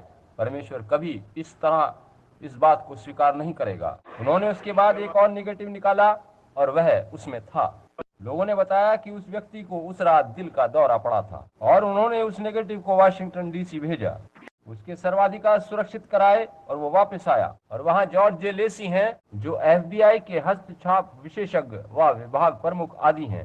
वो सारी दुनिया में एक जानी मानी हस्ती हैं। उन्हें वहां बुलाया गया और 2 दिन तक उन्होंने प्रकाश व्यवस्था, कैमरा और दूसरे यंत्रों की जांच पड़ताल करी। और उस दोपहर जब हम उनसे मिले तो उन्होंने कहा, पादरी ब्रहणम, मैं स्वयं भी आपका आलोचक रहा हूँ। मैं कहता था कि ये सब मनोविज्ञान की बातें हैं। किसी ने मुझे बताया था कि उन्होंने अद्भुत प्रकाश आदि देखा है, और लोग ऐसी ही, पुराने पाखंडी लोग ऐसी ही बातें बनाते रहे हैं, जो मसीह और संतों आदि के चित्रों के सिर के ऊपर वो प्रकाश का घेरा चित्रित करते रहे हैं। वह और कुछ नहीं, उनके अपने मन की धारणाएं थीं, मनोविज्ञान था।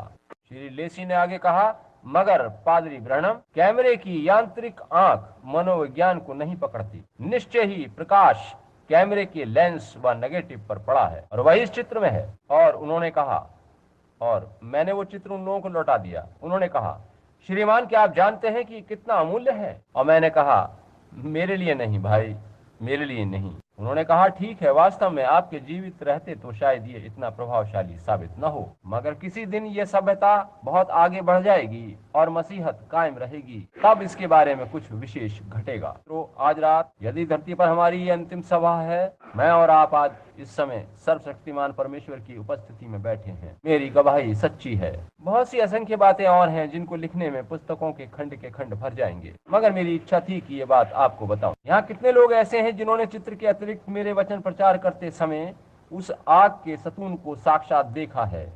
आप अपने हाथ उठाइए।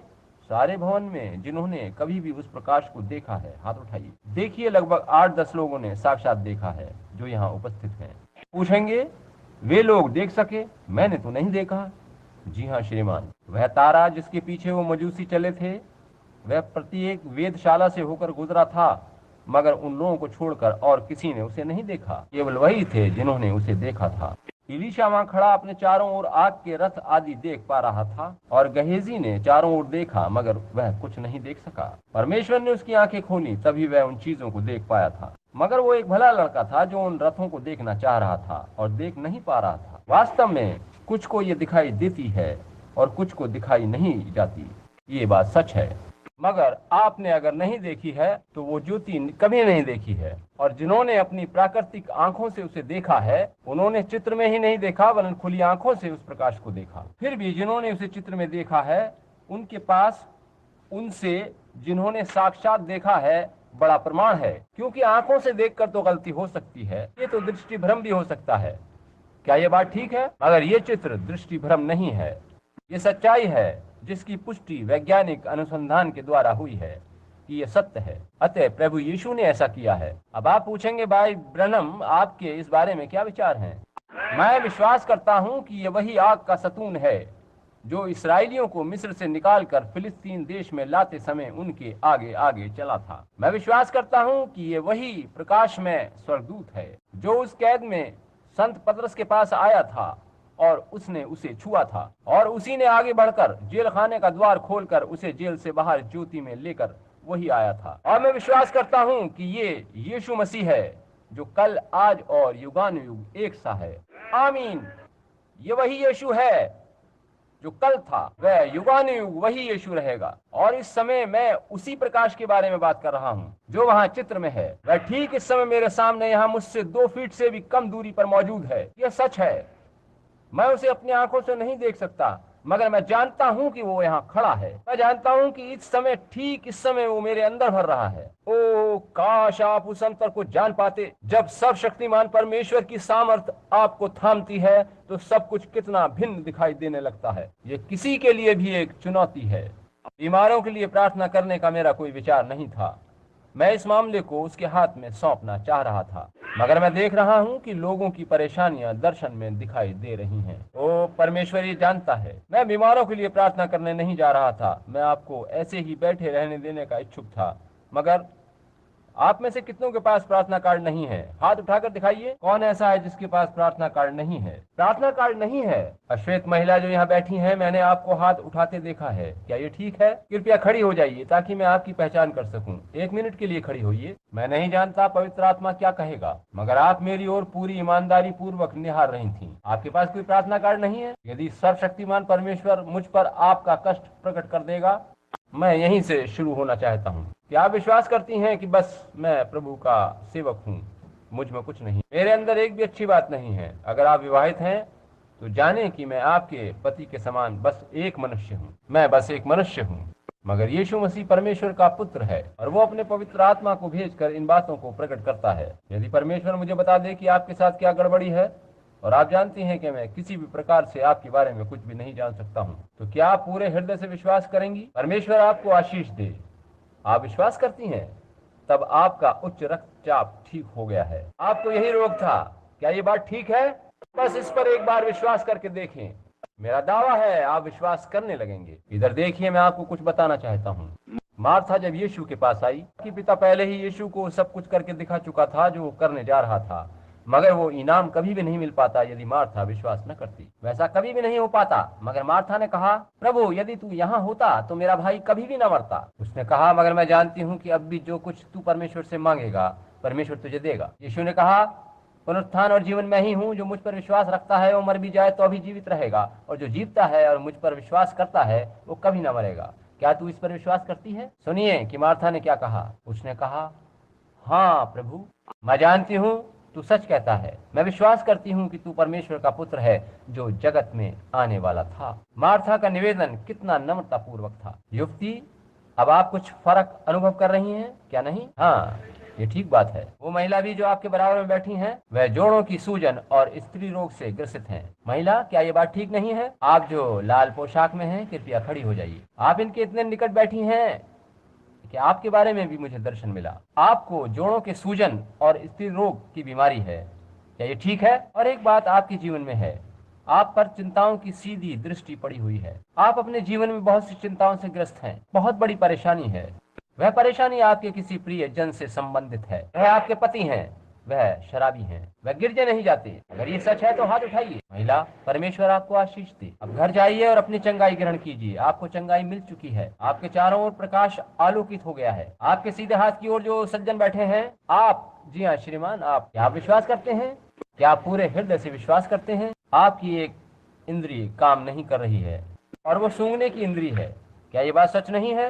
यदि ऐसा है तो अपना हाथ हिलाइए। अपना हाथ आप अपने मुंह तक ले जाइए इस प्रकार से और कहिए, प्रभु यीशु, मैं आप पर पूरे हृदय से विश्वास करता हूँ। परमेश्वर आपको आशीष दे। अब जाइए, आप चंगे हो जाएंगे।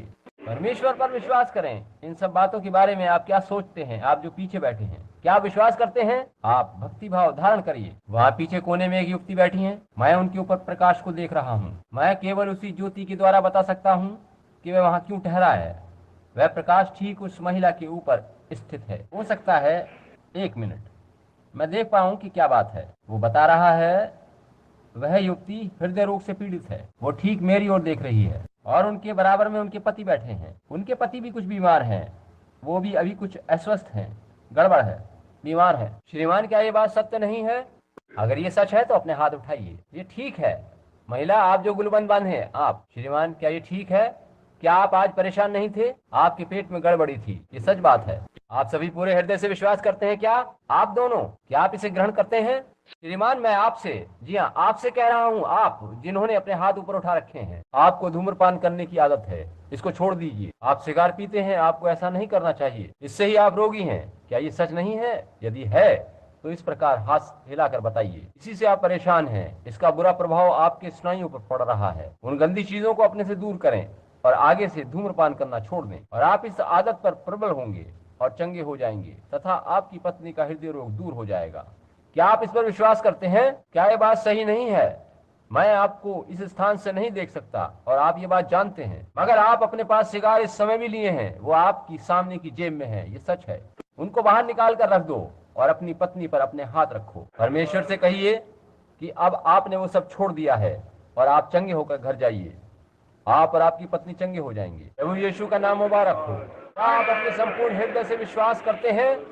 ये महिला यहाँ बैठी हैं और मेरी ओर देख रही हैं। आप जो अगली पंक्ति में बैठी हैं, अगली सीट पर, ठीक इधर, एक नौजवान युवती मुझे देख रही हैं, ठीक इधर जो बैठी हैं। क्या आपके पास प्रार्थना कार्ड है? महिला, आप जो ठीक इधर बैठी हैं, आपके पास कोई प्रार्थना कार्ड नहीं है। क्या आप हृदय से विश्वास करती हैं? क्या विश्वास करती हैं कि यीशु मसीह आपको चंगा कर सकता है? इनके बराबर में जो बैठी हैं, इस बारे में आपका क्या विचार है?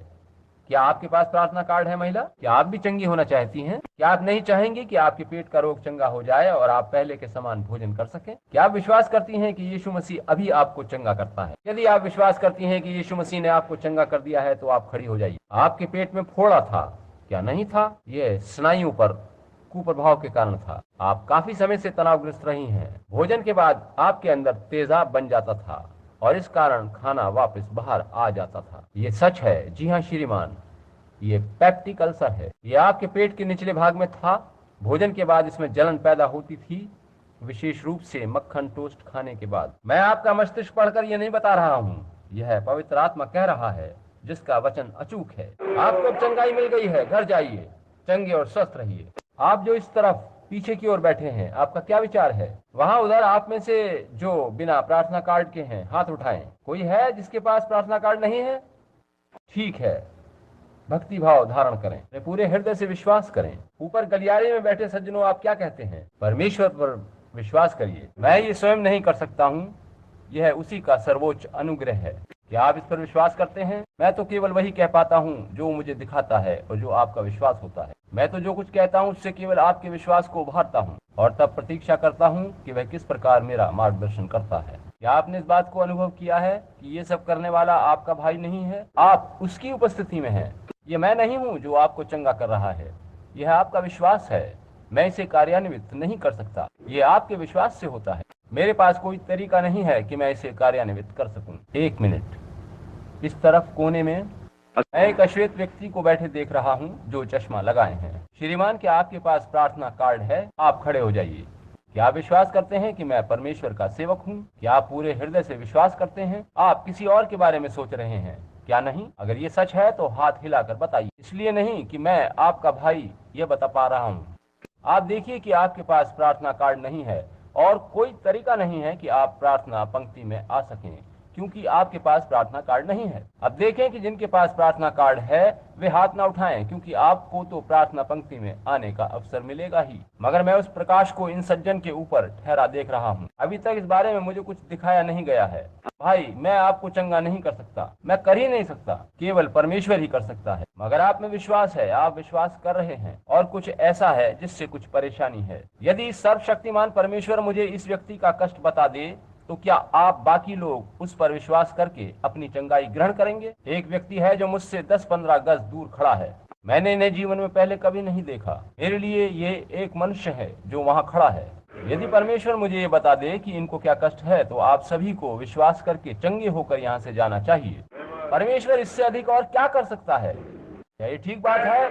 श्रीमान, आपके अपने साथ कोई गड़बड़ी नहीं है, आप बस दुर्बल हैं। रात को सोते सोते बहुत बार उठ जाते हैं। मगर आपकी समस्या ये नहीं है। आपकी समस्या का संबंध आपके पुत्र से है और आपका पुत्र किसी राजकीय संस्थान में है और उसका दोहरा व्यक्तित्व है। क्या ये सच नहीं है? अगर ये सच है तो हाथ हिलाकर बताइए। ये बात एकदम सच है। कितने लोग विश्वास करते हैं कि परमेश्वर का पुत्र यीशु मसीह यहाँ खड़ा है? आइए हम खड़े हो जाएं और उसकी जय जयकार, स्तुति, प्रशंसा करें और अपनी चंगाई को ग्रहण करें। सर्वशक्तिमान परमेश्वर, जीवन के रचयिता, सारे वरदानों के देने वाला तू ही है। वही प्रभु यीशु मसीह अब यहाँ मौजूद है जो कल, आज और युगानुयुग एक सा है। और शैतान, तूने इन लोगों को काफी लंबे समय तक धोखे में रखा है। अब तू इनमें से निकल जा। मैं उस जीवते परमेश्वर का वास्ता देकर तुझसे कह रहा हूँ जो यहाँ आपके खंबे के रूप में उपस्थित है, तू इन लोगों को छोड़ दे और यीशु मसीह के नाम से इन लोगों में से निकल जा। आप सभी अपने हाथ उठाकर परमेश्वर की प्रशंसा करें और प्रत्येक जन अपनी चंगाई को ग्रहण करे।